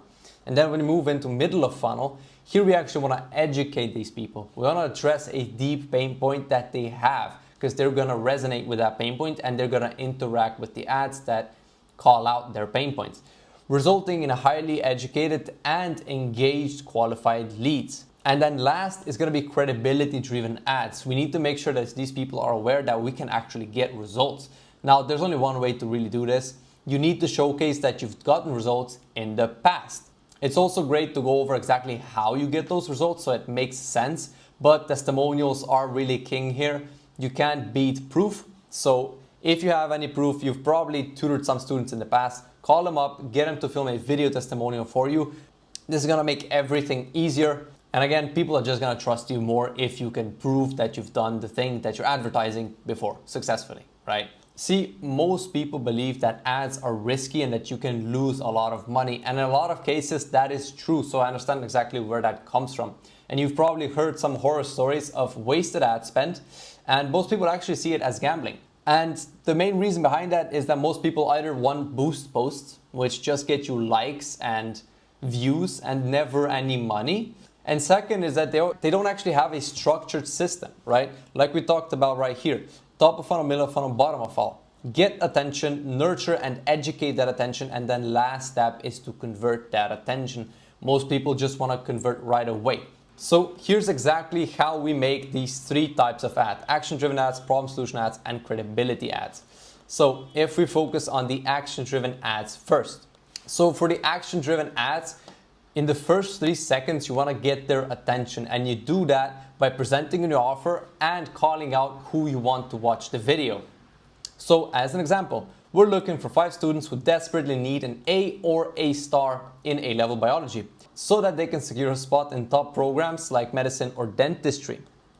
So once we actually have their attention, we then need to convince them on the process and show them that we're actually a credible source. So here's exactly how you show the process. First, we assess your child's current skill gaps. Then we personalize a weekly plan and check in every 7 days with live tutor feedback. This is you basically explaining exactly what you do, how you get results, and why it works. And then another statement: unlike most tutoring programs that teach generic strategies that barely scratch the surface, we laser focus on what actually matters, from building a deep conceptual understanding to mastering the exact exam techniques. Again, here you want to make sure that you stand out from every other tutor. That's all we're doing here. So once you have their attention, you've explained to them exactly why it works and how it works. You just need them to do something now, right? Now here it's very important that you only have one next step. Don't be vague. Don't give them like 3 options like follow me, comment this word, and then click something, right? Pick one. Usually it's best to just stick with click the link below and book a free strategy call. Learn this works across pretty much every single subject and exam. So now we go into problem solution ads. Here it's the same structure, because with everything that you put out, not just ads but also organic content, you first need to hook the viewer. But it's a little different here. Here you want to call out their pain point. You want to lead with pain. So as an example, if you see your child is pouring their heart into A-level biology studies, but no matter what they do, they're just not improving. Or most students don't fail A-level biology because they're lazy or dumb, but because they aren't effectively focusing their time on the thing that matters. Let me explain, right? So here you want to build curiosity, like what the hell is he gonna say now? And you also hit a pain point, meaning there's an emotional connection to the video now, meaning they're gonna watch. So body, again, explain process that will solve the pain plus credibility. So show your process. First, we assess your child's current skill gaps, pretty much the same thing as earlier.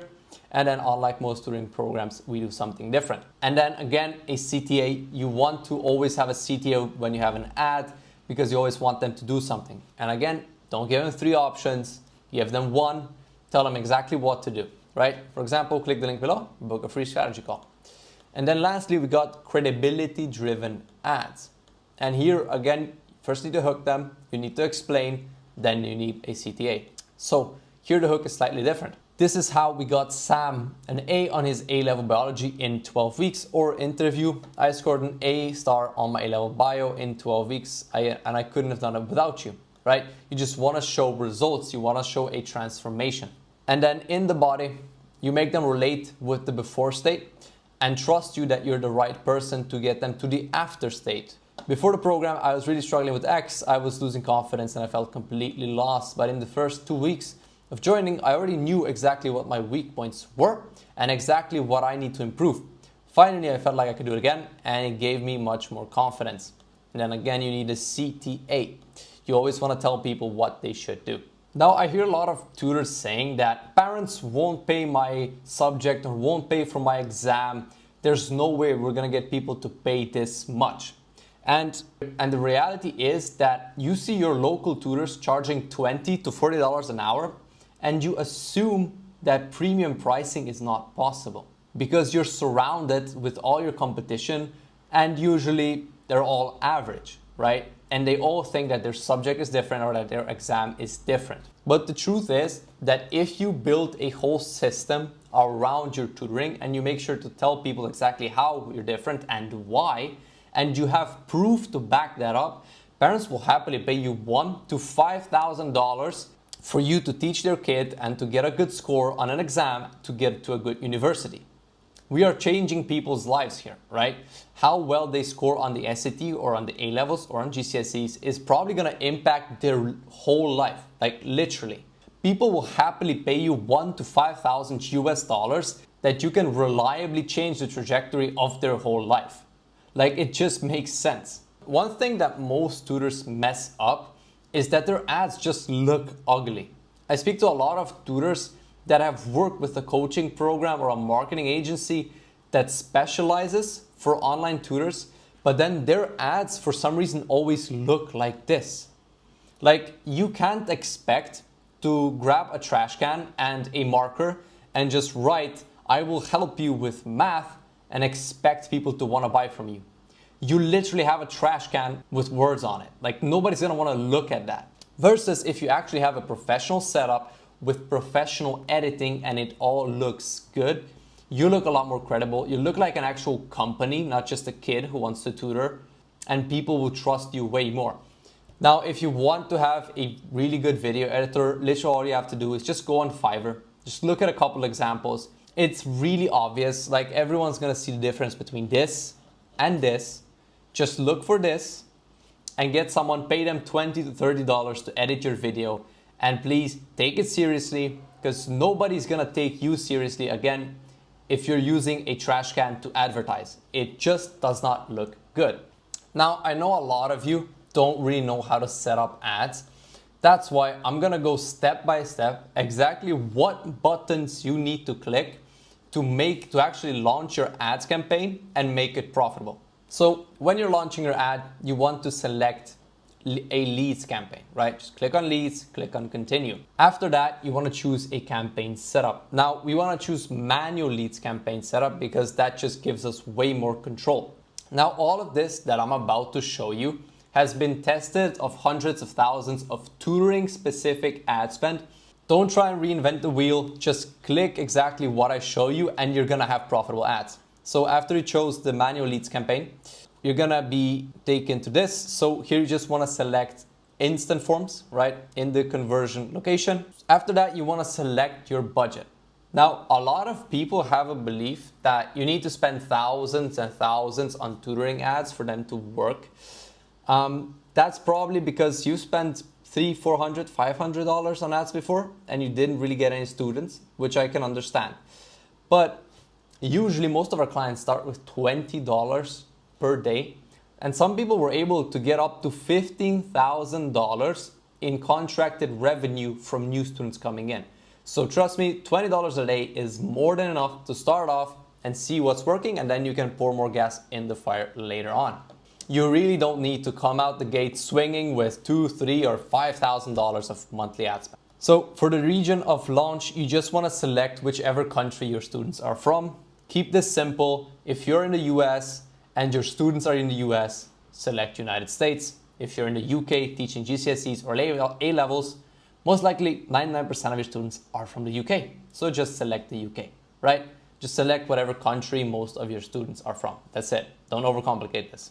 For demographics, you want to choose 35 to 55 years of age. Now, there's only one reason we do this.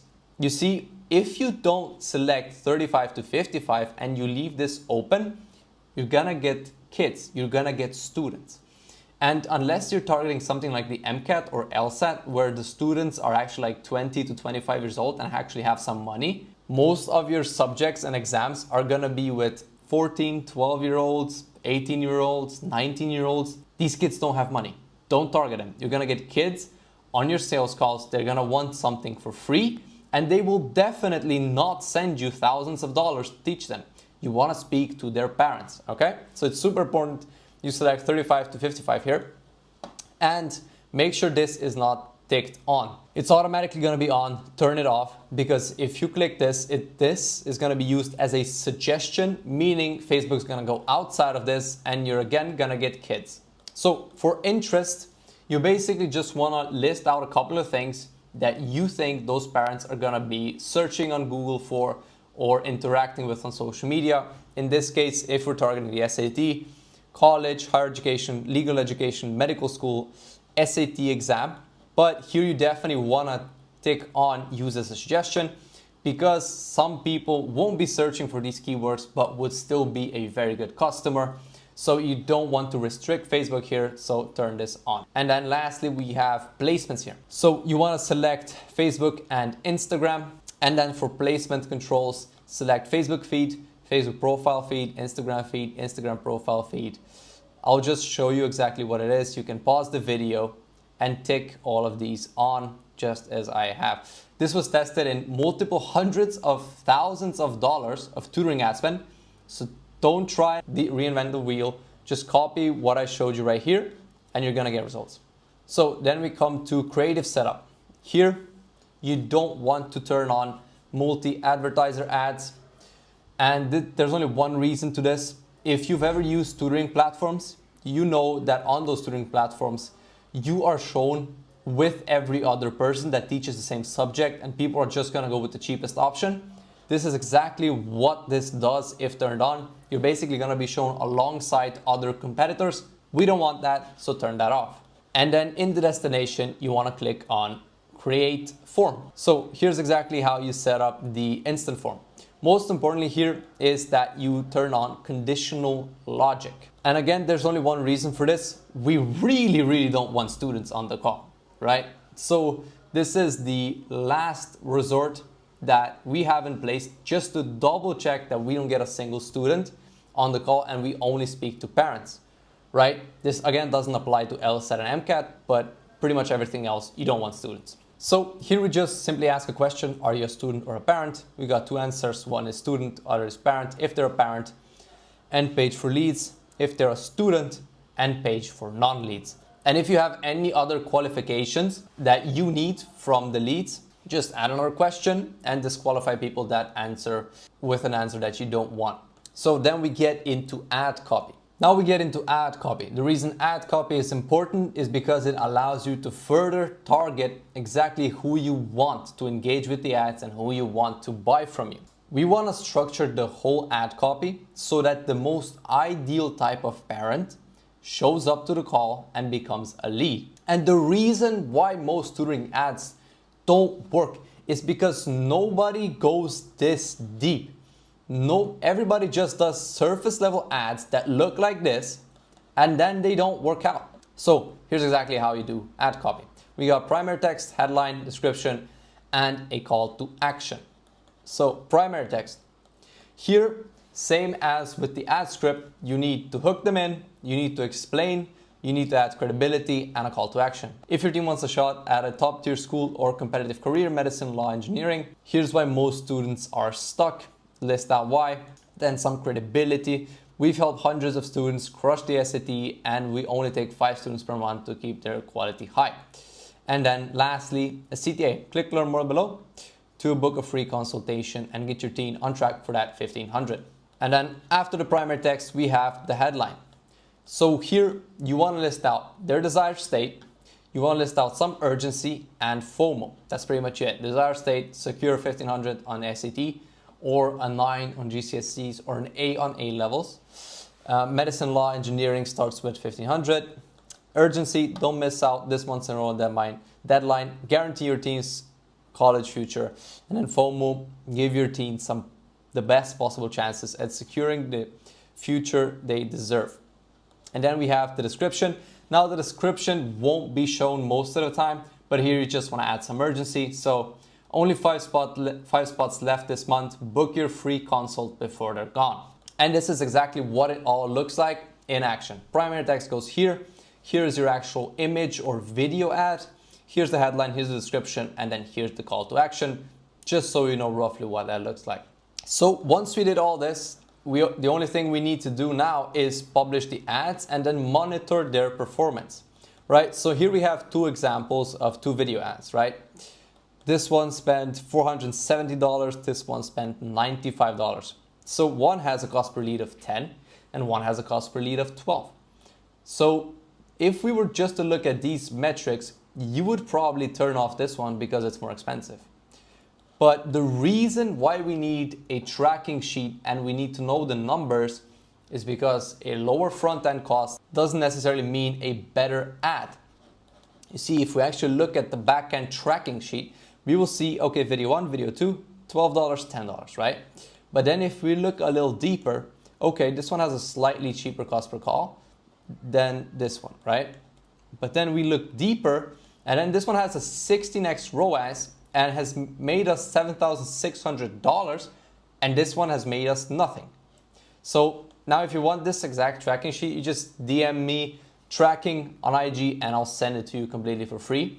But I hope you now understand why it's important to track all your metrics. Show up rates, closing rates, revenue, ROAS as well. Don't just look at the front end metrics. Now, if you've never run ads before, all you need to do is follow this video, watch it 2 times, watch it 3 times if you need to, know exactly what I'm saying, and if you implement this correctly, you're gonna get results like Herges, for example, who never ran ads and then spent $700 and made $12,000, or Jared, who spent $2,000 to $3,000 and made $23,000, or Patrick, for example, who went from 5K to 180K per month.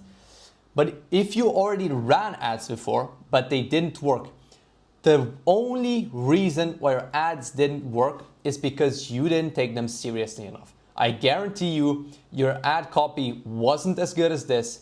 Your scripts weren't dialed in. Your ads probably look like this with red bars at the top and no color grading. And you definitely didn't go in depth enough and looked at every single metric and improved what needed to be improved. So now our media buyer is going to show you exactly how to set all of this up inside the actual ads manager, like exactly which buttons you need to click, exactly which settings you need to toggle on, so that you're going to know exactly what you need to do to actually implement all of this. Okay, so we're gonna go exactly through the steps that you have to take to set up your campaign, from the campaign level to the ad level to the copy to the CTA, step by step what you have to do before you can publish your ads. Once you have your ads filmed and edited, you come into the ads manager and you see the little green button here, create. That's gonna create the campaign. So if we start with the actual campaign, first off, you're gonna have to choose the campaign objective. So we're gonna go with the leads one. The reason behind that is because we want them to fill out the instant form.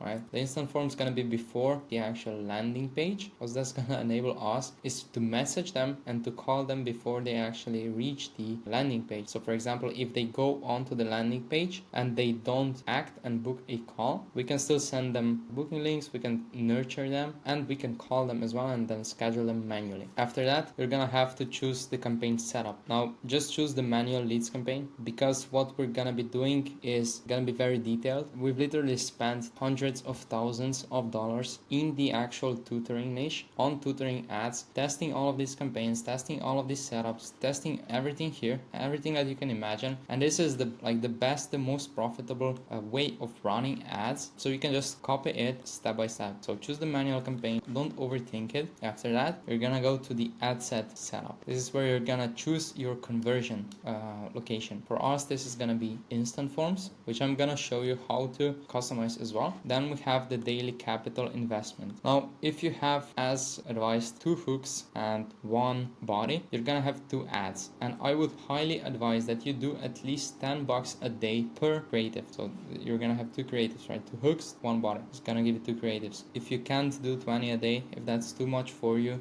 go with one hook, just do 10 a day, because if you're gonna have a lower budget than that, the results are gonna be too slow. You're gonna have to wait weeks before you can make changes, before you know if it works or not, and $20 a day is enough. For example, we had Mario. He spent £600 on ads and made 10k a month, or a month. He also spent £600 a month and made 15k. You really don't need huge budgets if you have the ad optimized the way that I'm gonna show you today, and the ad copy actually speaks to the ideal parent, right? If you're actually selling them something that they want, this is gonna be enough. You don't really need much more than that, okay? So end date, leave that as none. Region of launch, depending on where you are, just change the location, US, UK, Canada, and then we have the age. Now there is a reason behind the 35 and 55, because this is where the majority of parents are, right? Now if you have an offer or a subject that adult children take, for example the LSAT exam, MCAT, stuff like that, where they finance the tuition themselves, you can do, for example, like 20 to 55. You can go lower with this one depending on who you target, but you don't want kids on the exams. For example, if you tutor the SAT or the GCAC, you don't want teens on the actual calls, because first off, they're not the decision makers, and second, they don't have money, right? And that's exactly why we're gonna check off this box, because by default it's gonna be on. So just uncheck it, because we don't want to use this as a suggestion. We want to define a hard line of who we are targeting. Then we have the interest. So for example, let's say that you're targeting the SAT. What are the ideal clients' interests? What are they interested in? They're gonna be interested in college. For example, legal education. They want to go into law. They want to go to medical school. And the SAT itself. Now, we do want to keep this as a suggestion. The reason behind that is because if we limit Facebook to only target people with this interest, we're gonna be missing out on parents that aren't using social media as much. There might be parents that maybe just check social media once or twice a day and aren't really active, but they might still be the perfect fit for our service. And Facebook might have the data for it to be certain that they're the right type of prospect. To be honest, like, we're being tracked everywhere we go. Even if, like, what I'm talking about right now, right? I'm gonna have getting ads about ads just because I'm talking about them. It's crazy, right? So we want to use this as a suggestion. Let's not limit Facebook here. And then we go into the placements. So we're not gonna use audience networks, which is gonna be on by default. So turn this off. As a service business, we're not gonna use audience networks. Facebook and Instagram only. And then we have the placements. So we're gonna be advertising on the feed, profile feed, Instagram profile feed, Facebook video ads, Instagram stories, Instagram reels, profile reels, Facebook in-stream reels, and ads on Facebook reels. Everything that's not underlined here, turn it off. Again, we've tested it. You don't want to be running on other placements. After that, the ad set is pretty much done. We're gonna move to the ad setup. So first off, the first thing you want to do when you enter the ad level, turn off the multi-advertiser ads. What that does is your ads are gonna appear, not can, are gonna appear alongside other ads, right? Okay, so if you think about it, right, why are the like tutoring platforms bad, right? It's because you're commoditized. They force you to compete with other tutors, and we don't want that. We want to be isolated from the market. And if we have this on, we're gonna be displayed alongside other tutors, meaning that parents are gonna compare us to other people. We don't even want to be compared in the first place. So just turn it off, and then the destination is gonna be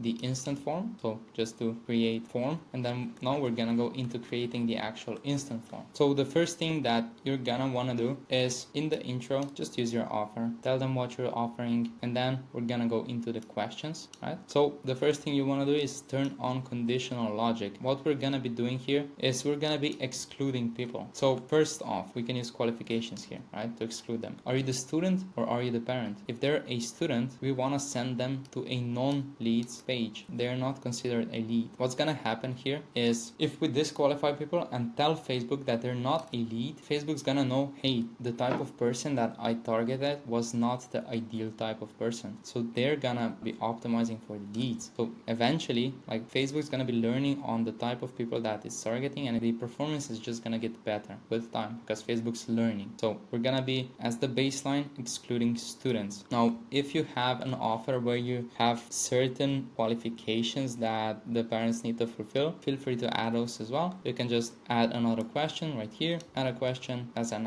do answers, and then you can add the logic to it as well. Usually that's gonna be enough. We're gonna go to the copy setup. So there's three things that we can modify here or add here. First one is the primary text. The next one is the headline, and then the description. The very last one is gonna be call to action. Again, use learn more. We've tested all of the call to actions. Learn more performs the best. There's studies across hundreds of offers, and learn more performs the best. So just go with it. Now, where does the actual copy even go? So the primary text is gonna go above the ad. The headline is gonna go right below the ad. The description below that, and the CTA is gonna be here. And then that's the media. So if we go into the primary text, what should the structure be? So first off, the same thing as we do with the actual ad script. This is gonna follow the same principles. First off, we wanna open up with a hook. If your teen wants a shot at a top school or competitive careers like medicine or engineering, we could even listen up, right? And then we go into the pain points of the market and the benefits of your service. So most students are stuck with generic prep or scattered advice from TikTok and YouTube. We do things differently, right? Full diagnostic, personalized plan, expert tutors, weekly check-ins, 24/7 support, real results, not recycled worksheets. After that, we're gonna follow up with the credibility. So same as in the ad, we've had hundreds of students crush the SAT, and we only take 5 students per month to keep our quality high. And that's using urgency as well. After that, we're gonna transition into the CTA. Click learn more to book a free consultation and get your teen on track to 1500 plus. So the same way we do the ad, the same type of structure, because we want to get the parent to read through this primary text. Now what you can do is you can leverage ChatGPT, upload your ad copy, and just tell it, hey, generate me a primary text for my ad. Use the hook, pain to plus benefits, credibility, and CTA structure, and it's gonna write you exactly that. After that, we're gonna transition into headlines. So that's gonna be below the actual ad next to the CTA. So what we can use here is 3 types of headlines. So first one is gonna be the desired state. So secure your 1500 SAT score, direct offer pretty much. Medicine, law, engineering starts with a 1500. This is what they want, right? They wanna go into medicine, into law, into engineering. They wanna secure a 1500.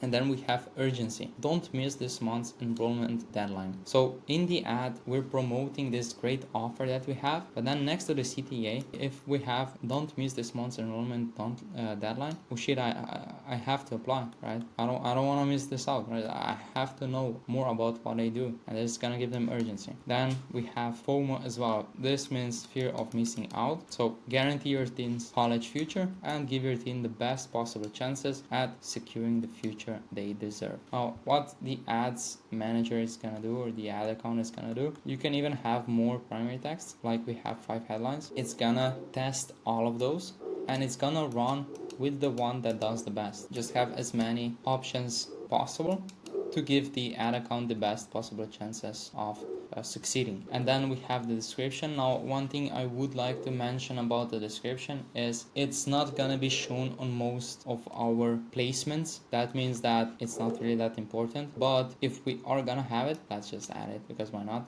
Let's use urgency here. Only 5 spots per month. Book your free consultation call before they are gone. After that, we publish the ad, and that's pretty much it. So just follow everything that I went through step by step. Use all of the placements, all of the settings that I've used, and you're gonna succeed. Especially the ad copy. Like, take your time with it, because this is the reason that our tutors succeed, right? Because none of the other tutors are going this deep, right? Nobody goes that deep into the actual ad copy. Everyone is just surface level. No one goes into the pain points of the market. No one goes into the actual desires of the market. It's not really that hard to stand out in the tutoring market. You just have to provide the market or use the language that's gonna resonate with the actual market. Now, after they click learn more on the video, where do they go? Well, they get sent to the funnel. So what is the funnel? The funnel is essentially a website with a VSL, which is a video sales letter, explaining in more detail about how you work, how you're different, what type of results you get, and another CTA for them to book a call. So CTA to book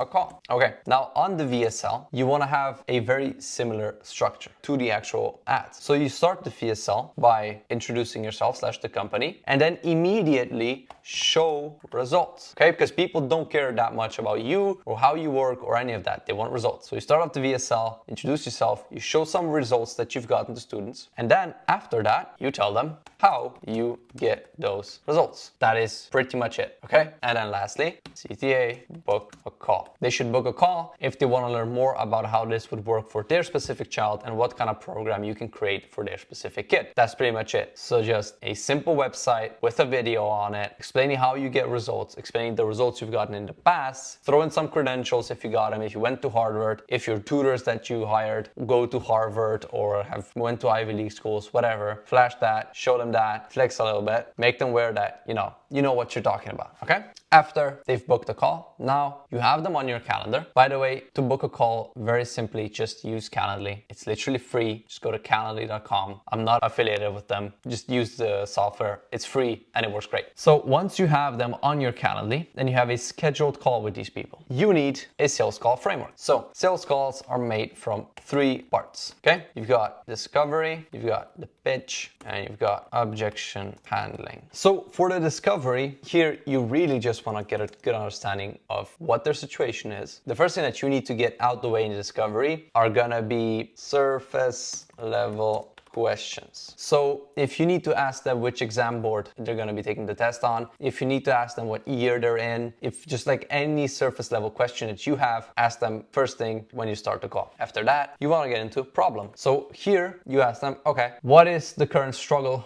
with preparing for the SAT or the A levels or GCSEs or AP exams or 11 plus, whatever you're doing. Now, some people, as you are aware, will tell you, oh, my son is not really struggling. Oh, he's doing fine. Okay, not a problem. What is their desired score? Okay, we want to get them to a 1500. Cool. Now there's 2 paths here. Either they've already taken the exam and they got a 1300, in which case you very simply point out, okay, well, you tell me that your son isn't struggling, which is fine, but you got a 1300 and you want to get to a 1500. So what is preventing them from getting to a 1500? And you just overcame that whole objection of like, oh, we're doing good, we're doing good. Second scenario is if they are taking an exam that can only be taken once, meaning they have not taken it before. So it's like, okay, in that case, you just point out, I guess, what has you reaching out to potentially get some external help? Why not just, study by yourself? Why do you need extra help with this? Oh, because blah, blah, blah, because we're struggling with the English portion or that or whatever, right? So here, you want to get to the problem. What is the problem with studying for the SAT? Why do you think that is? How long the problem has been going on for? Like, how long have you been struggling with the math section? Oh, it's been 3 months. Okay. And I guess what have you done so far to fix that problem? Get them to expand, right? Get them to tell you what they've tried. Have they tried books? Have they tried another tutor? If they've tried another tutor, how did that go? What did you like? What didn't you like? You need to get all of that information so that you can properly sell them and actually convert them on the call. Once you went over the problem, you then go into goals. So here you want to talk about, okay, so I understand the goal score for you is 1500, right? But why is that important though? Is there any college or university you want to get into? Okay, which one? Okay, why that school? Okay, is there any career path you want to get into? Like you want to be an engineer? What kind of job do you want to have? The reason why I want them to expand on the goals is because we want them to visualize the life that they can have if they take the exam seriously, right? Because the beauty of all these exams is that they have a massive impact on people's lives. The SAT, the A-levels, GCSEs, 11 plus, all of these exams have massive demand for tutoring because they change people's lives, because they allow them to get into a better school, thus allow them to get into a better career path and a better job. Like, people literally spend 8 hours a day at their job, and how well they do on this exam is gonna determine which job that is, how well that job pays. So this has a massive effect on their life, okay? So you want them to understand that.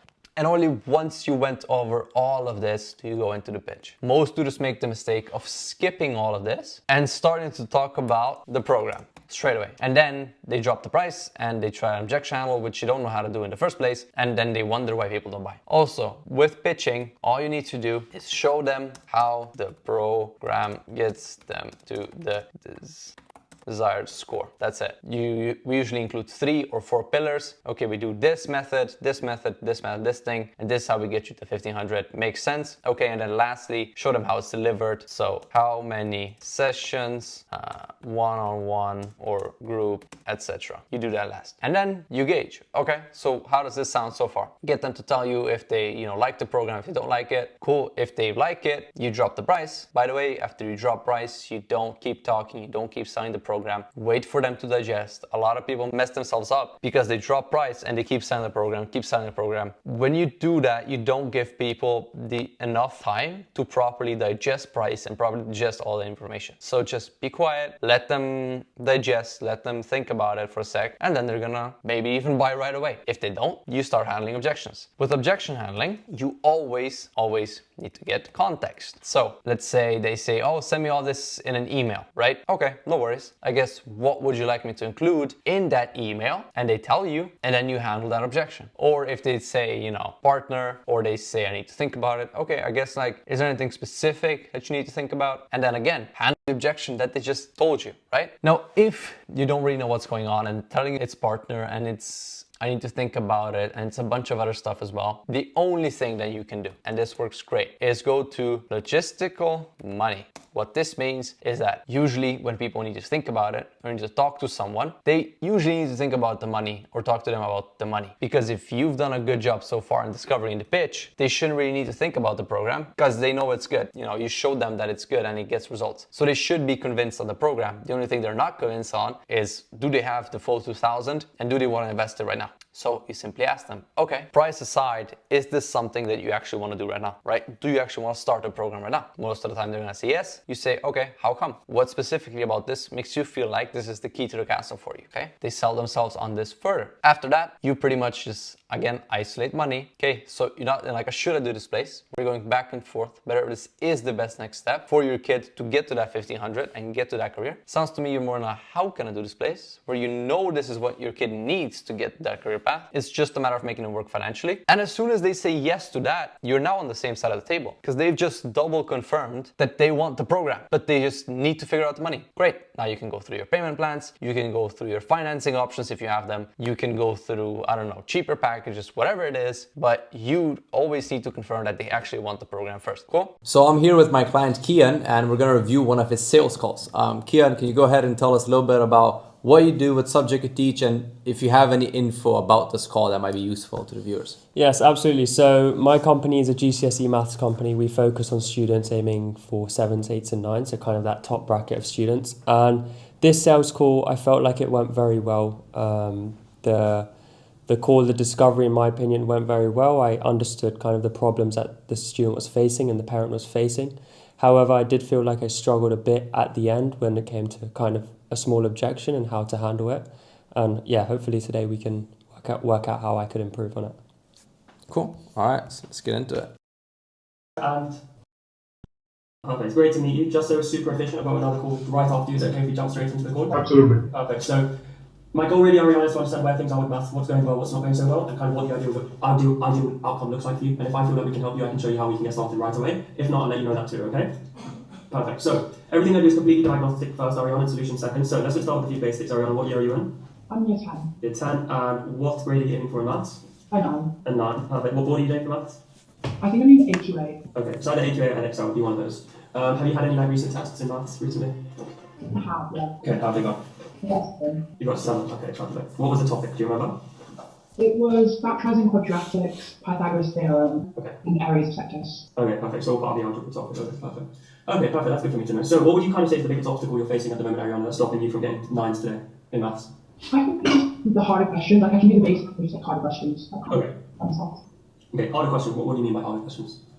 Like, I don't really know. Ones with like. Is it more to do with the comprehension of the question, or is it more? So far this is really good. So we started off with like surface level questions, like exam board, stuff like that. And then we went straight into problem, right? What grade do we have right now? Okay, what's actually holding you back? And then we expanded like, okay, why do you think that is? So far, pretty good. What was working out, or what is it? Where do you struggle? It's like when I look at a question, what skills do I need to solve this question? Okay. Okay. So when you say harder question, there are a few things that someone could mean by that. Harder question could mean a longer question. It could mean a harder topic, for example, or it could be when calculators are involved. So you're saying it's just understanding how to go about solving the question, like for the longer questions. You're not really sure what concepts to use. Yeah. Okay. Perfect. That's good for me to know. And how long would you say this specific part? Because obviously you've got a 7. You're obviously fairly strong in maths already. How long would you say this specific part of maths has been a challenge for you? Trying to work out the harder questions and the longer questions. In this specific task, I just made like silly mistakes, and like the last question, like areas of the sector, it had like an algebraic equation that I needed to like equal to each other and so on, and I just didn't know how to do it. Okay. She didn't answer the question, if you got that. So you asked her how long it's been a problem for, right? We didn't get an answer to that. So let's see if you catch that in the call or... The silly mistakes, did they comment to you? Yeah. Yeah. You can note it down. Like, sure, you can tackle the silly mistakes thing, but you definitely need to note it down that we still haven't technically went through that question, right? Because like you can ask the question, but if they don't answer, there's no point, right? Yeah. So, yeah. Okay. Why do you think that is? It's like reading and understanding the question, and it's just like, yeah. Okay, so reading and understanding the question doesn't lead to silly mistakes. Reading and not understanding the question just leads to you getting it wrong. Silly mistakes is when you write things down, or you copy something down wrong from the calculator, or you know it but you don't write that down, right? So the two separate things, right? So with the silly mistakes in specific, there are a few reasons why students make silly mistakes. One is because you rush. The second is because you don't check your work. The third is because you get so complacent when you see a question, you're like, I know how to do this, but let's just get through it quickly. Which one do you feel like is most specific to you? I feel like rushing is like rushing. Is it because you get nervous, or? I feel like it's like test time because I don't get enough time. So I want to like work out questions efficiently, like knowing what I need to do to solve a question, and I can like get straight to it. Okay. What's the reason you think you're rushing? I just feel like I'm not going to finish all the questions in time. Okay. Is that something you face often? Do you normally finish tests on time? Do you sometimes not finish? Yeah, so I don't finish the questions in time. So Okay. Why do you think you don't finish the questions on time? because I can't solve them. You can't. If I'm stuck on a question, I'll be stuck on that question, and I guess the senior time manager moving on, coming back, trying to. I guess a lot of those things, just from parents' perspective, is exam technique, Yeah. which she really needs. I think personally, I might be completely wrong, by the way. And the other feedback we've got in the past, I don't know if it's applicable anymore, but I think it's already exactly what she said. Her teachers have come back in various different subjects and have said that her comprehension is always not exactly where it needs to be. Okay. It's not that she doesn't know the theory or the actual math; it's the comprehension of what she needs to do. Okay. And that's the general consensus in the past. Again, I might be wrong. I'm just giving up. Okay, yeah, perfect. That's good for me to know. How do you feel like? I don't know. Do you feel like when you have a test coming up and you have it in the back of your mind that you might not finish? Do you feel like it affects your attitude or like your confidence going into a test at all? not really. No. So you feel confident going into tests? Yeah. How do you normally prepare? Beforehand. Lots of practice questions. Okay. From where? That's the Frost. It's a website. And Okay. Do you feel like Dr. Frost helps you? Okay, interesting. I've got a different opinion on Dr. Frost. I don't think Dr. Frost is very applicable to actual exams and like exam questions, just because the way they ask it, like I feel like Dr. Frost has got very easy questions and very hard questions. There's nothing in between. So here she said that she does feel like the Dr. Frost helps, right? She said, yeah, okay. Yeah. I wouldn't tell her that I disagree.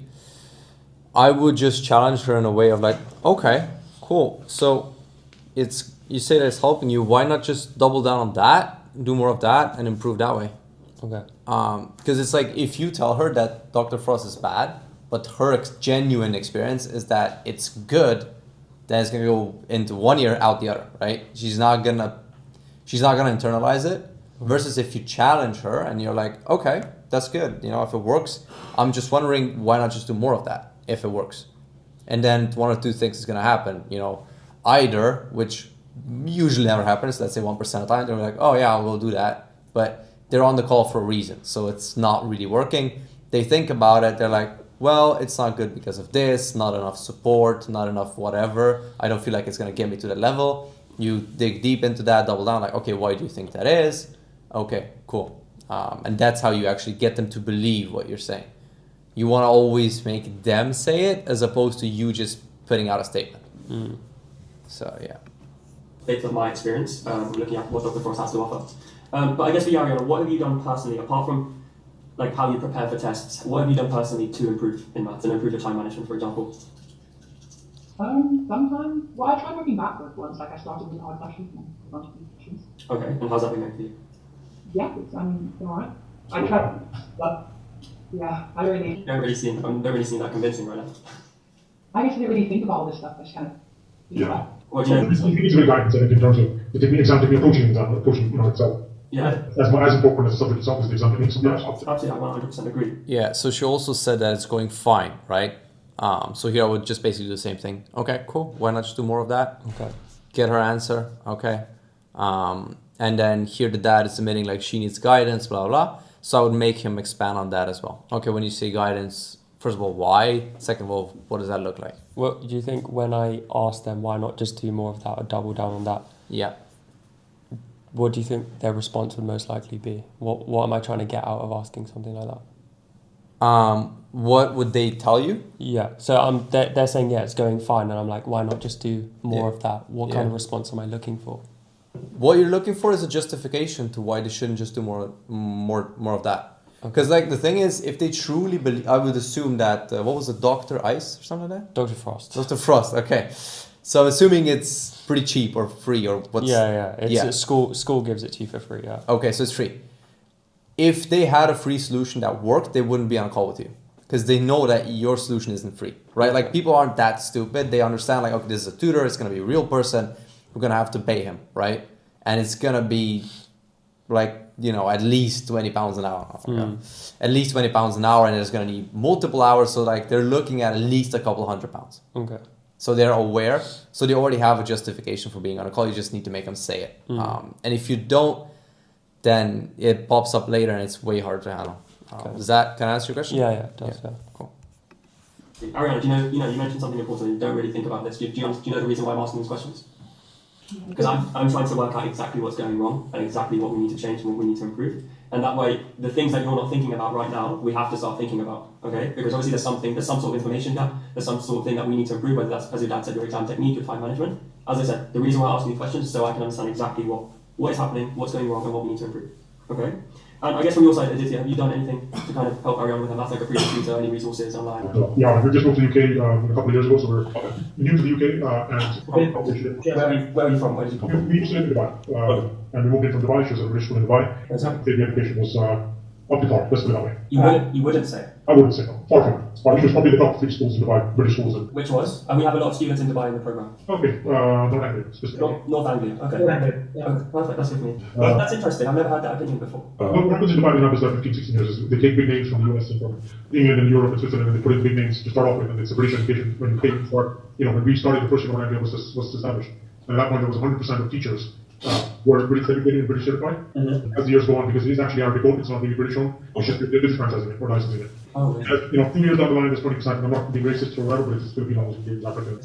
No, so paying for British education or British qualified, I don't care what skin color they are. That's what they start slipping with TAs, and they start with TAs and they start then with temporary teachers, and then temporary becomes permanent. And just the general life cycle of Dubai in any business really, not just education. Hospital, healthcare is all the same. So, one of the main reasons we moved back was education. And to move back to Europe, and so yeah, that's where we're back. Interesting. Okay, that's really good for me to know. How has the adjustment been for you, Ariana? Kind of moving from Dubai education to UK. Are you in London right now? What's the point of this question? How's the adjustment been? To see, just because education might be different, like the way they teach things in other countries. So, I wanted to know a bit more if the adjustment has been a reason why she feels. Any sort of challenges as maths at the moment, because I've worked with a few students where they've moved and they're moving to UK education. They've kind of like missed a lot of content, and there's loads of gaps. So I was trying to work out if that could be a reason to have facing these challenges. Okay, well, I mean, yeah, that makes sense. Okay, that's fine then. Really, it's not a lead. Okay, perfect. So how's the adjustment been for you, Ariel? Yeah, it's been good. Yeah, like you haven't found it any sort of challenge at all. You feel like you just fit in like a glove. Yeah. Okay. That's good for me to know. And you said you moved from Dubai 2 years ago. Okay. So are you doing GCSE or IGCSE right now? GCSE. Okay. Perfect. So you mentioned that obviously your dad mentioned that you've never had a tutor in the past. I want you to think about a teacher in school, Ariana, in school at the moment, who you feel has really benefited you over the last 1-2 years, who you feel like really has helped you improve, not just in maths, but in any subject. Have you got someone in mind? Yeah. Yeah. Okay. Tell me about them. What do they do well for you? Well, they're really nice, and they like explain stuff slowly, like step by step. They like take me through like the question. Okay. She's an English teacher, so it's not really like mathsy, but she'd like give me extra stuff to do out of class as well. Like if I asked, she'd give me work, and then she'd take me through it at once. And like, yeah, she'd show me like what it looks like to you guys in an examiner and how to get the marks quickly. Interesting. Okay, that's good for me to know. How's your maths teacher in school? Yeah, my maths teacher's pretty good. I've only known her for a term, but she's really nice. Okay. Apart from her being nice, is she a good teacher? Do you feel like she's a good teacher? I feel like she's good at teaching the basic stuff, but like with the harder stuff, she doesn't really teach us that in class. She expects us to work out on our own. Okay, interesting. Do you expect you to work out the harder stuff on your own? Do you ever ask for help in the lessons when you are, struggling? Does she help you? Yeah, she does. Yeah? Okay, fine. So it's more of like do it yourself until you need help? Yeah. Yeah? Okay, I got you. Makes sense. And Aditya, why is it now that you've decided to look for extra support? Why not in like a year's time when she comes to year 11? I guess it's the earlier you start, the earlier you get ahead. It's very simple. Yeah, absolutely. The reason why I ask is, so many parents come to us and say like, in year 11, like midway through year 11, saying, hey, my daughter's on a 6, I want her to get a grade 9. I'm just like, obviously we're not magicians here. Yeah, no, I agree. That's exactly what I expected to be. I expected to get a firm. Yeah. Then build up foundations. If she has foundations, it's not, that's the most important thing in life, is to have strong foundations. Absolutely. She can go to different areas, different fields. It doesn't have to, and that's what I'm looking for as well. So, absolutely. I say to parents that I would say more important than year 11 is building the foundations in year 10. Like, I would rather work with a student. Here I would ask him, okay, yeah, that kind of makes sense. You want foundations, but like, they're being very early as far as I understand, right? Like being very early. Ish, yeah. Ish, yeah. Yeah, okay. So what I would do here is I would ask them like, okay, that's fine, but why are you being so proactive? A lot of people procrastinate, as you know, most people do everything last minute. I guess why not you guys? Why is it so important for you that she gets ahead and is proactive instead of, doing it last minute? Yeah. And get some, because he didn't really answer it, right? You asked why now, and he was like, oh, we want to make sure that she does well. It's like, well, yeah, but why now? Okay. So yeah, I want to get some more out of him here. The whole of year 10 and the whole of year 11, if that makes sense. Because that's when, for us in our program, I'll go through the specifics with you, but for us, we get the year 10s way ahead of an average year 10 by teaching them the full syllabus. That way, when they come to year 11, they're kind of just revising and recapping what they've already done with us. So it makes it a lot easier for the student as well. Okay, but I'll go through that in a second. So, Ariana, you said you are aiming for a grade 9. Obviously, aiming for a grade 9, you're trying to be in the top 1% of students. It's not an easy challenge, it's not an easy feat. Why is it you're aiming for such a high grade? What's that thing kind of driving you to do so well? I feel like Apart from that. I feel like all my other subjects are like 8s and 9s, and I just kind of want all 8s and 9s. I don't really want any 7s. Okay. Generally, she's come back from maths tests in the last year or 2 years. And she generally comes back, I'm missing 8 by 1 mark or 2 marks. I'm missing 8 by 1 mark or 2 marks. She's there, she's pretty much at an 8 at the moment, and I guess, then the rest is up to her, how far she wants to aim. And it's me wants to 9. So I said, look, I'm happy to support, I'm happy to get the right people supporting, and now it's a support system. Absolutely. And you raised your hand when I said, why is it important for you to get Ariana to shoot really high? Forgive the Asian one, but it is just the Asian mindset, isn't it? I mean, push as far as you can, because it's not an equal world that we live in. The sooner we realize accept that, the faster the further you get in life. Absolutely. Trust me, I know how it is, Ariana, having Asian parents. There you go. And it's easy. I don't think you're easy right at all. And I apologize to her every time in my mind, even though she hates me sometimes for pushing her. But it's only the best we want for our kids. You're probably going to see that one as well. Absolutely. What part of the UK are you from? I'm Northwest London. I'm in Northwest London. Okay. My wife's from as well. That's why I asked. Oh really? Okay, great. Hotels are everywhere. What? So lots of Asian parents like to connect like that. And to be honest with you, I've had like a few closes. A lot of the reason because they're from the same part of India as my family. Yeah. So they just feel like they can relate to me, and that's another reason why I felt like kind of lost out on this one, because again, we related a lot, same part of India. They understand Asian culture behind studying and getting a good education. Yeah. But yeah, it's just Yeah, I would want some more though here on the goal side of things. It's okay, I understand, Asian culture, I understand that, makes sense. But what does that 9 actually mean to you? Why is that important? What's the bigger picture here, right? Because ultimately, the 9 is just number on a piece of paper at the end of the day, right? Or on a screen. So what are you actually aiming to do with that? What's the end goal here? Okay. Just get something more out of them. Because you don't want, it's kind of a cop-out. Like, sure, it can be true, right? There are cultural differences and Asians can be more like focused towards studying and more serious about it. Yeah. It's not tangible. Okay. Yeah. Right? It's just like, oh, I'm Asian. Okay, yeah, but like, why though? Right? Like, not why are you Asian, but like, okay, yeah, but what's the reason? Like, what are you actually going to do with that 9? What does that mean to you? Yeah. So, yeah. You go on here. Okay, perfect. That's really good for me to know. And I guess if you were to get someone new, you know, a new math teacher or whatever, what would you feel like you would want out of that person that you feel would really benefit you? I feel like slow explaining. Like slow explaining really helps me through it, like a long fashion. Okay. Like questions. Like Okay. Why is it important for you that we explain things slowly? Just helping you understand. You feel like that's the way you understand better? Yeah? Because some students, they come to us and just say like, hey, like we understand the concepts, we just struggle with practice, and that's what we want out of you. Okay, so you're telling us that you really want someone to break down the concepts, really detailed, break it down very slow until you understand it, yeah? Okay, perfect. And how about yourself, Aditya? Like, we're trying to identify here what needs to change, what needs to improve. From your part, what is it you would want out of kind of like a support system, a structure that you would feel would really benefit you and Ariana? I mean, as far as I'm concerned, I want the support system that she wants. At the moment, I'm here to help her achieve what she wants to achieve. As an Asian, as an Indian parent, specifically, I don't think it's Asian. As an Indian parent and Gujarati parent, specifically, maths is number one. You know, and it's always going to be number one, and I'm not going to defend myself on that one. But it's whatever she needs in order to achieve what she wants. Okay.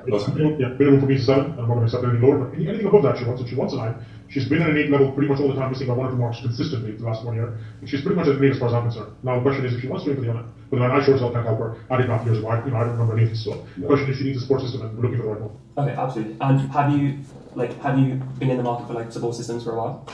3 days. You're the second person I'm speaking to. How was the first person? Interesting, but very different approach. It didn't ask as many non-math related questions as you have. You try to understand the person, which is quite interesting. Very different approach to what I did. That's, you know. Is that good or bad?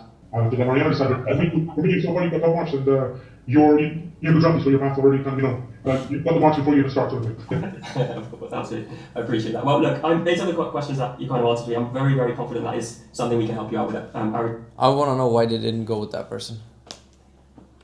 Yeah. That's the big one. Like, why didn't you go with them?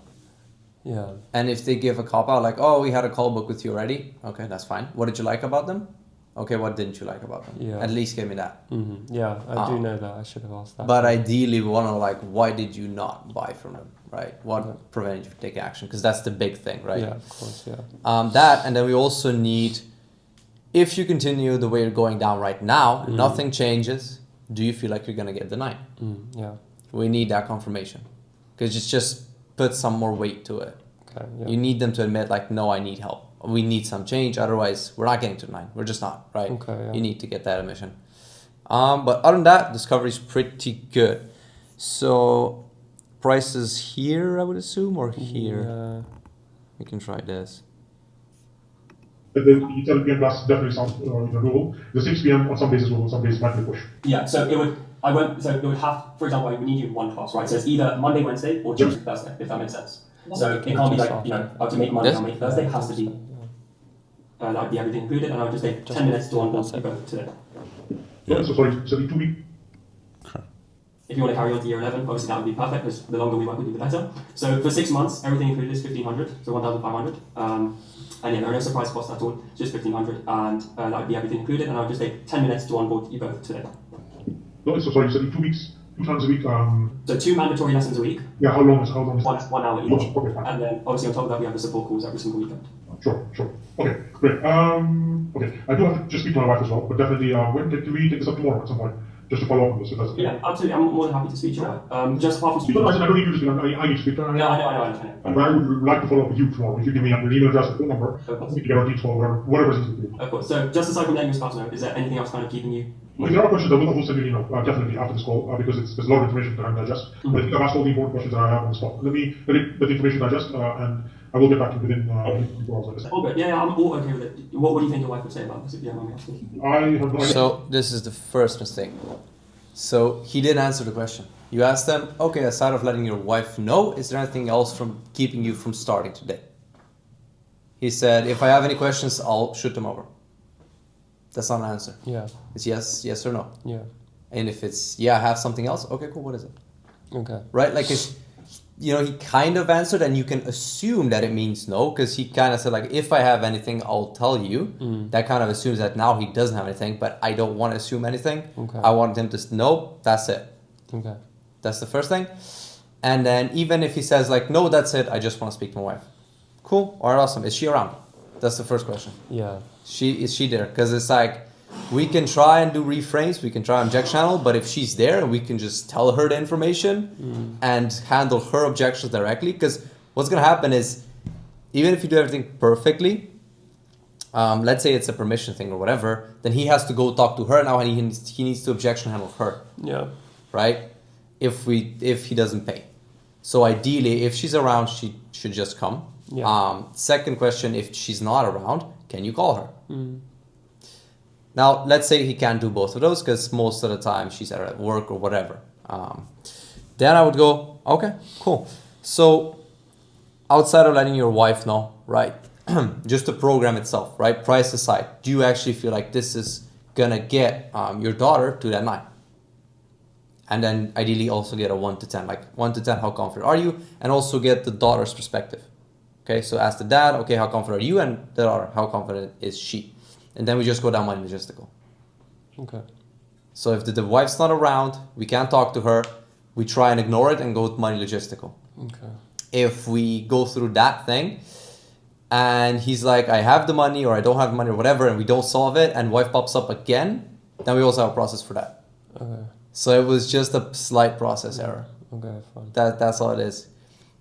You always need to make sure that they're actually answering your question. Okay. And it can be tricky sometimes. Like here, for example, you literally ask him, like, is there anything preventing you? And he says, if there will be, I'll let you know. Yeah. Okay. But that's not a no. Okay. Right? It's something in between. It's kind of a no, but it's not. We want certainty. Yeah. We want like a firm no. Yeah. It's just the wife. Okay. Cool. Now we know what to work with. And then after that, I just go money logistical. Okay. We've had people who said, like, I need to speak to my partner, I need to do XYZ. Okay, no worries. Price aside, how do you like the program? Are you actually confident? Okay, make sure they're at 10 out of 10. Cool, so it's just about, solving the money. Yes, cool, solve the money, that's it. Okay, fine. So yeah, it's just very slight process, but like that makes all the difference. Yeah. This paired with the discovery, this would probably make shift the call like a lot. I mean, I can keep watching, see what pops up, but that's gonna be the main thing. Yeah. She doesn't want to talk to you yet.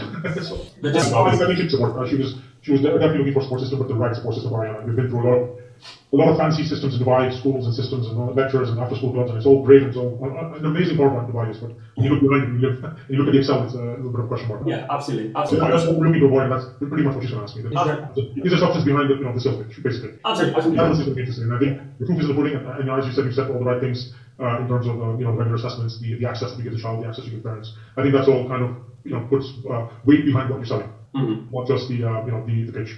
So I think what you're saying, if you hit the right notes, let it just digest for a day and let me kind of get back to you. Okay, well, good. That's not a problem. The reason why I ask is just because, if you tell your wife there's a math tutor, it costs £1,500, she's obviously going to hear the £1,500, right? So what you're telling me, his last name is, you can tell, so he's going to give you family discount. I'm going to tell her that she's going to be fine. Okay, perfect. Yeah, the reason why I ask is just, obviously, I want you to have full information before you go and speak to her, just so you have all the information. But to be honest with you, the good thing is that this call has been fully recorded for mine and your purpose. After we end the call, it'll be a full recording sent to your email with AI notes of everything, so you could just break it down for her if you wanted to. Thank you so much. Thanks. Okay, what I would recommend, what we would usually do from here, obviously you said you wanted to follow up, we were just booking a quick follow-up. Okay, so do you just schedule a follow-up here? Yeah.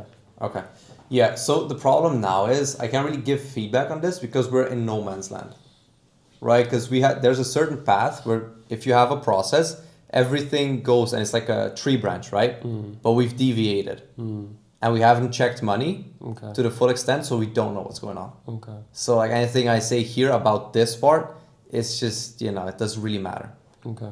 We always need to make sure, like, okay, we've got this one objection. Anything else? Cool. Money logistical. Okay, either that solves it or it doesn't solve it and something pops up again, and then we handle that. Okay. Just like the objection handling sheet that we have, right? Okay. And like, sure, if we went through money and he said, oh, I need to talk to my wife, it's a permission thing, then we can get into reframes, we can get into all the fancy stuff. But making, like, the beginning is the foundation, right? It all starts from the price drop. Okay. And if you do anything wrong, After the price drop, like the reframes, it doesn't really matter. Yeah. If you don't check the money, it's it's all just air. It's a fugazi. It doesn't work. Yeah. But yeah, do you have any questions or? No. So just a couple questions that we needed in the discovery is, what one if nothing changes today? That's a question I missed out, which I need to put in there just to get them to buy into making a change now. Yeah. How could I have gone about? So you obviously mentioned that when I came to the end with the objection handling, they didn't answer the question when I asked about the spouse. If they asked, they said no, there's nothing keeping me from doing this today. Yeah. You're saying go straight into money logistical from there? Yeah. Okay, so finances aside, is this something you want to do? You know, we isolate price, make sure that they are confident that it's going to work. Okay. And if we get them to say that the program's 10 out of 10, then the only thing that makes sense is like, okay, so it's the money. Yeah. And most of the time it is. Okay. And then we just see what happens there. Okay. And even if it isn't the money, at least the box is checked. Because do I assume it's the money? If they say it's a 10 out of 10? Do I say okay? Yeah. So like it is in the process, right? Okay. So if they say that, program's great, we love it, 10 out of 10, nothing wrong with it, amazing. Yeah. Cool. So it sounds to me you're not in like, should I do this place? We're going back and forth, but you want to do this. Sounds to me you're not, how can I do this place? Okay. And that makes sense, right? Because they said it's perfect. So it's like, it's not should I do it because it's perfect. It's how can I do it? Yeah. Right? It's not should I buy the Lambo? It's how can I get the money to buy the Lambo? So yeah. Okay. And then if the wife pops up again and he's like, either I don't have the money and the wife's paying, or I do have the money but I need to ask her permission, then we can get up into like the whole wife objection thing. Yeah. And reframes as well. But okay. If there's not a checkbox on the money and like the program money aside being perfect and then going through the money, seeing if he has it or not, then it's okay, I got you. It's all very difficult. Okay, I got you. That makes sense. Thank you. Cool. So before people actually get on the call, you want to make sure that you get in touch with them, right? Call them once they book a call, okay? Call. And on that call, you confirm that they, have the link for the Zoom meeting, right?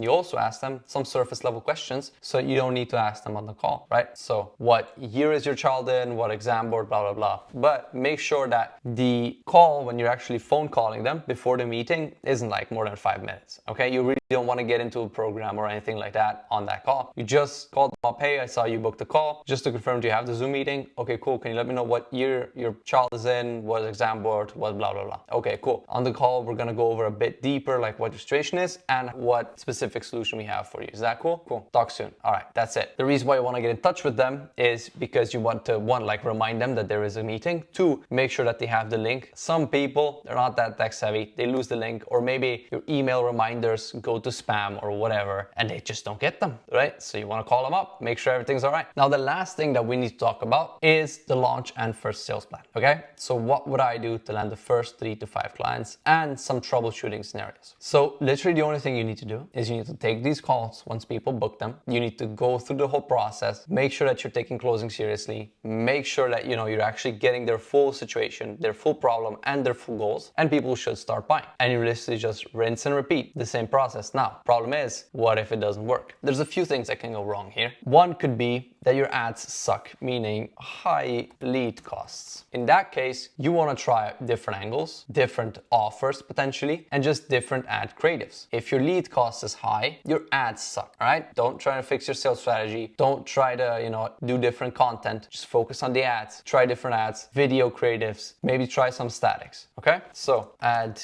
creatives, right? More ad creatives, basically. The next thing is no booking. So here, one of the most common reasons why people wouldn't book is if your landing page sucks, right? So they become a lead, they get onto your landing page and the video sucks or the landing page sucks. So this is gonna be landing page / VSL problem. So here you wanna make sure that, again, your VSL structure is correct, and then you show them what results you've gotten. You make sure they understand like, hey, this is the program, this is how we get results, and this is why we can give such outlandish claims and how it all works. works. And then also make sure that, you know, everything's optimized for mobile, for example. A lot of people just optimize for PC and not for mobile. And then, you know, people are scrolling Instagram and Facebook on their phone. So then if your page is not optimized for the phone, it doesn't really work, okay? If you're getting bookings, but they're not showing up, most of the time is because you don't call them. So start calling them. Very simple. If you're calling them, but they're not answering, try calling them from your personal phone as well, not just from a CRM number. Sometimes CRMs give you bad numbers. It is what it is. Try calling them from your personal as well. If they're still not showing up, then you might have an offer problem. So here you just ask yourself, am I solving an actual problem, right? Are you? If you're offering SAT tutoring and there's a clear results-driven program, you most likely are. Same with A-levels, GCSEs, 11 plus, any other exam. Just make sure you're not just selling, you know, math help or homework help or English tutoring. Nobody cares about that stuff, okay?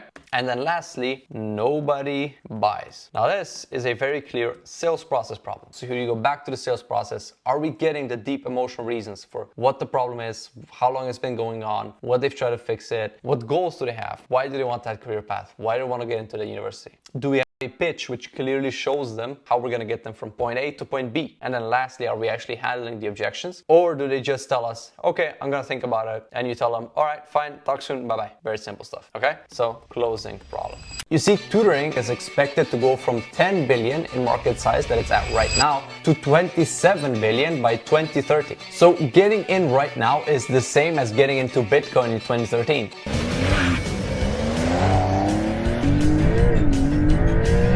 Total, we've done around 15k revenue, and that's just, you know, in the few weeks that we've been working together.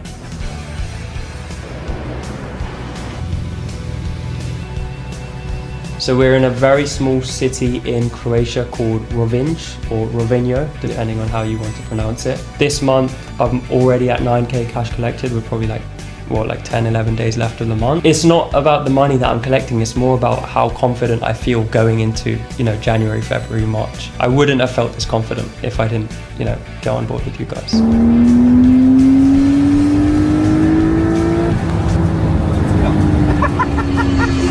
We've run every single type of tutoring ad imaginable, spent over 6 figures on tutoring ads, managed hundreds of different campaigns, helped tutors go from 0 to 10k a month, from 10k to 50k, and up to 200k per month. And this strategy literally outperforms everything else that we've tried so far. What would you say is like the biggest shift that made the biggest difference? Every part of the system complements each other. So without the offer dialed in, you know, it's great if you have a good sales process, but it's not really going to do much, right? Without the sales process dialed in, you know, the offer might help in terms of getting those leads, but you're not going to convert them. So it really is important that, it was really helpful that we got all those different things dialed in, and we made sure from click to close that, you know, everything else is really, you know, polished.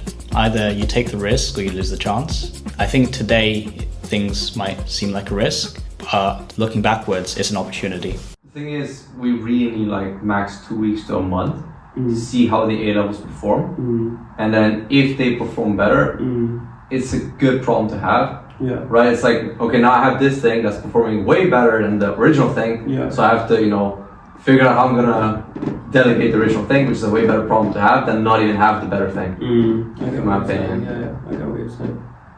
Like next year won't be a problem for me at all, because obviously it's new academic year. Like I have people for delivery. I'll just be doing the sales call. I got no problem with that at all. It's just this year in the middle of the year when I've like basically upsold everyone just now.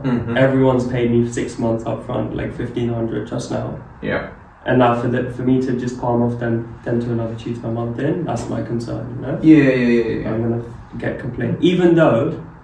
Even if I do palm them off, I'm still, like for example, the office hours, I will still host that every week, which is just like 1 or 2 hours a week. The students will still see me. And then I can add in like a monthly like one-on-one catch-up call with every single student, for example, so they still see me and stuff like that. Just to make it less bad. But yeah, something which I've struggled with, something which I'm concerned about, but obviously I know I have to make that change for sure. So from experience, there's gonna be people who won't care.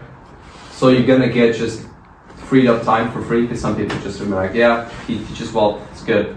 Some people are gonna be like, no, there's an absolute no-go, there's no way we're doing this. And I would just handle it case by case basis. Because if the tutor's good, and it's just about managing the emotions of the clients, then you can make concessions. It's like, look, I completely understand, you're extremely upset, I can still do it for you, not a problem.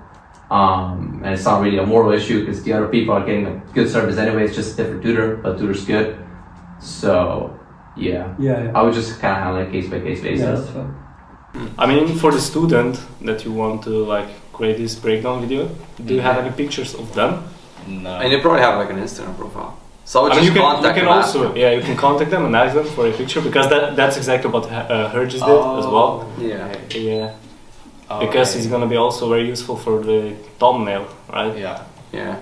So whatever. If you go to his profile, I mean his channel, videos, yeah, you can see for the thumbnail. Okay, I see. So whatever student you think is gonna say yes, just reach out to them and ask them to just use their picture they have on Instagram anyway, because they already made it public, so they should be fine with you using it as well. So yeah. Makes sense, yeah. These charts, yeah. So the first example, because it's like the before state, the after state, then the gap will help me bridge, right? And broken down into pillars. Yeah, that makes sense. And you also have example at the right. If you slide right, I see. a bunch of visual proof, right? So you can implement here, like if you have any official score reports or anything like that, pictures of them if you could get them. Yeah. Maybe a screenshot from any calls you had with them, or when you were doing like lessons with them. Yeah. That would be like visually powerful as well. Yeah, like proof of delivery basically. Yeah, for credibility is much more powerful. That makes sense. So if your team feels stuck, it's because they're missing the bridge between memorization and actual comprehension. So when you're making content, make sure you distribute it everywhere. So again, consume more of you and basically become a mini like fan of you, right? They need to start idolizing you.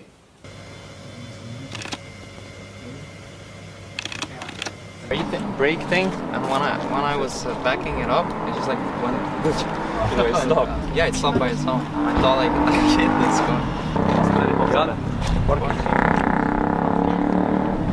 Johns are dolphins. Yeah, maybe in the aquarium or something. I mean, if you look back, that's yeah, that's pretty much it, bro. That's it. Whatever. Like 5k with dual ROAS, bro, would be like 120 bucks. Yeah, no, he's killing it right now, bro. In December, you've got like 10x on revenue. I think it's higher. It's like 16x revenue. Fuck December, bro. Like in January, he's bro. What do you mean school? What do you mean you're gonna go to school? You're not allowed to go to school, okay? You're gonna be taking calls because I need to get testimonial, okay? You're not going to school. Fuck that.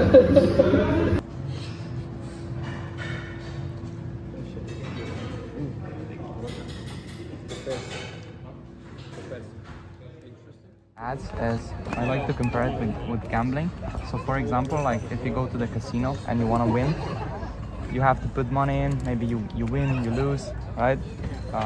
But with ads, right, you only have to hit the right number once, and after that it just never stops hitting, right? Yeah. So like when you want to scale, for example, if you have more time for sales costs, you can just up the budget, pretty much stay on the same, pretty much the same ROAS, and like scaling becomes very predictable. You can't guarantee everyone an A or A star. Yeah, absolutely. Right, like that's the stupidest thing ever. You just can't. Students are different. Some people just don't care. They buy a tutor and they just either don't show up. They, you know, some kids are more gifted than others, you know. I don't want to say too much here, but is what it is. So we do need conditions here, right? Because everybody knows you can't guarantee it to absolutely everyone. So that's where the conditions come in. So here we want to basically break down everything that needs to take place in order for us to be comfortable to guarantee them an A or A star. Yeah, I think the biggest thing, probably two things to guarantee an A or an A star is getting at least an 8 or a 9 at GCSE level, so just before A level. But also their current A level grade must be at the very worst a grade C, because I feel like, you know, at the end of the day, we're not magicians. If you come to us at a D or an E, the chances of you getting an A are fairly low. So we want to be realistic with what we offer. So I think at the very worst a grade C. That way it gives us room to increase by 2 grades to an A, or potentially even 3 grades to an A star.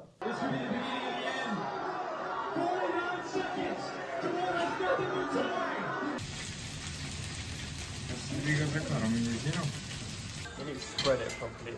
What was I using? Where's the fork gone? Well, we didn't prepare here because We share forks. No, yeah, I know, it's fine.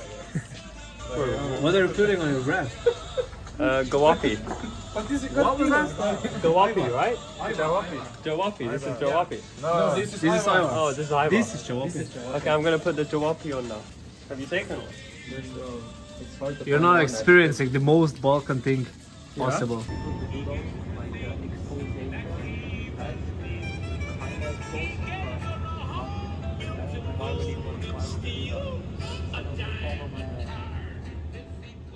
Do you guys know Hernan Vasquez? You know, he does like, I think he's another ad guy, but mostly in econ, and he like preaches, I guess, kind of like color block, but specifically having like spelling errors within the color block, so that way it catches people's attention. Apparently, it works really well with econ. I mean, we were doing that a lot when we were doing like short form editing. We're still an editing agency. You would put typos intentionally in a written hook right at the beginning. You would spell someone's name wrong intentionally just to grab attention. And get people's comment. Yeah. And people get mad, like fans of someone, right? Yeah, they get mad and they can't. Someone bought a Lambo and you said that they bought a Ferrari. That's common. Yeah. So mad. You said that, remember when I brought up to you about objection handling on the VSL page? Yeah. When there's like small videos underneath. Yeah. Like 2-3 minute videos. Yeah, on the thank you page. The booking thank you. No, not the booking thank you, yeah. After the VSL, underneath, like 3-4 videos. Yeah. I do want to do that as well, like, you know, like, will this work, or does this work for everyone, or like, you know, what are your results, and just handling those beforehand. Yeah. Because obviously we need a way to warm up customers before getting a call. Yeah. Because you can you track if they watch the VSL or no? I think you can. I think it's a new feature. That would be perfect if you can, to see. Yeah, I think if if it's been helping or not. Do you guys know Vitalytics? Vitalytics. Is that an app or a person? It's a app. Yeah, it's a software. As soon as you go on the page, Vitalytics has it so that the video looks like it starts playing, and then you know the what's it called, playback bar or whatever, that like goes by really quickly. Yeah, and then it stops and you don't even know it, and then you wait for it. Yeah, and then you because of that you feel like, and then it says something like the video has started, like press to unmute, something like that. So we used to do that. It starts and then stops. Yeah, and then it gets people to, I guess, click on it. But I thought it was pretty cool. Yeah, we also used to do the thing where you have like the bar for the like the length of the video, and you can't touch it. You can it's like embedded in the video, but it goes like first like 30% of the video. The bar goes really quickly, so it looks like you've already watched like 90% of the video. Oh, and then you have for the last 60% of the video it goes. Really slow. Oi. What the fuck? How has that happened? You sure you didn't press anything? No, bro, it wasn't pressing, I'm telling you. So we're in a client retreat right now. Take away, let me know your thoughts. How was it? Because it's the last day. Tomorrow morning we're leaving. I mean, it's like we have like a half day still, but how is it so far? Yeah, so this client retreat has been nothing short of spectacular, I would say. We're in a very small city in Croatia called Rovinj, or Rovinjo, depending on how you want to pronounce it. Somewhere I never ever anticipated myself going, but obviously you guys, like, you know the area fairly well, being from Slovenia. But the biggest thing for me is I feel like we've built a proper relationship on this holiday. We've all connected, like the team, and like, you know, me and Kazi, we've all connected with you. And it's more than like, you know, just business now. It's like we actually like more friendly, you know, and we actually care about the success of each other. And yeah, I'm really, really glad that like I've met you guys personally, because I've always wanted to be around like people like you, for example, like your team, who's extremely ambitious young entrepreneurs who, you know, want to make an impact in their industry. And I really like being in that sort of environment, and I feel like, you know, I found KSC and been like, you know, really good to me, looking after me for sure. And yeah, I look forward to continuing to work together for sure. All right. Well, I agree with absolutely everything. It's been great meeting you as well. Yeah. And it's been amazing, man. For sure, for sure.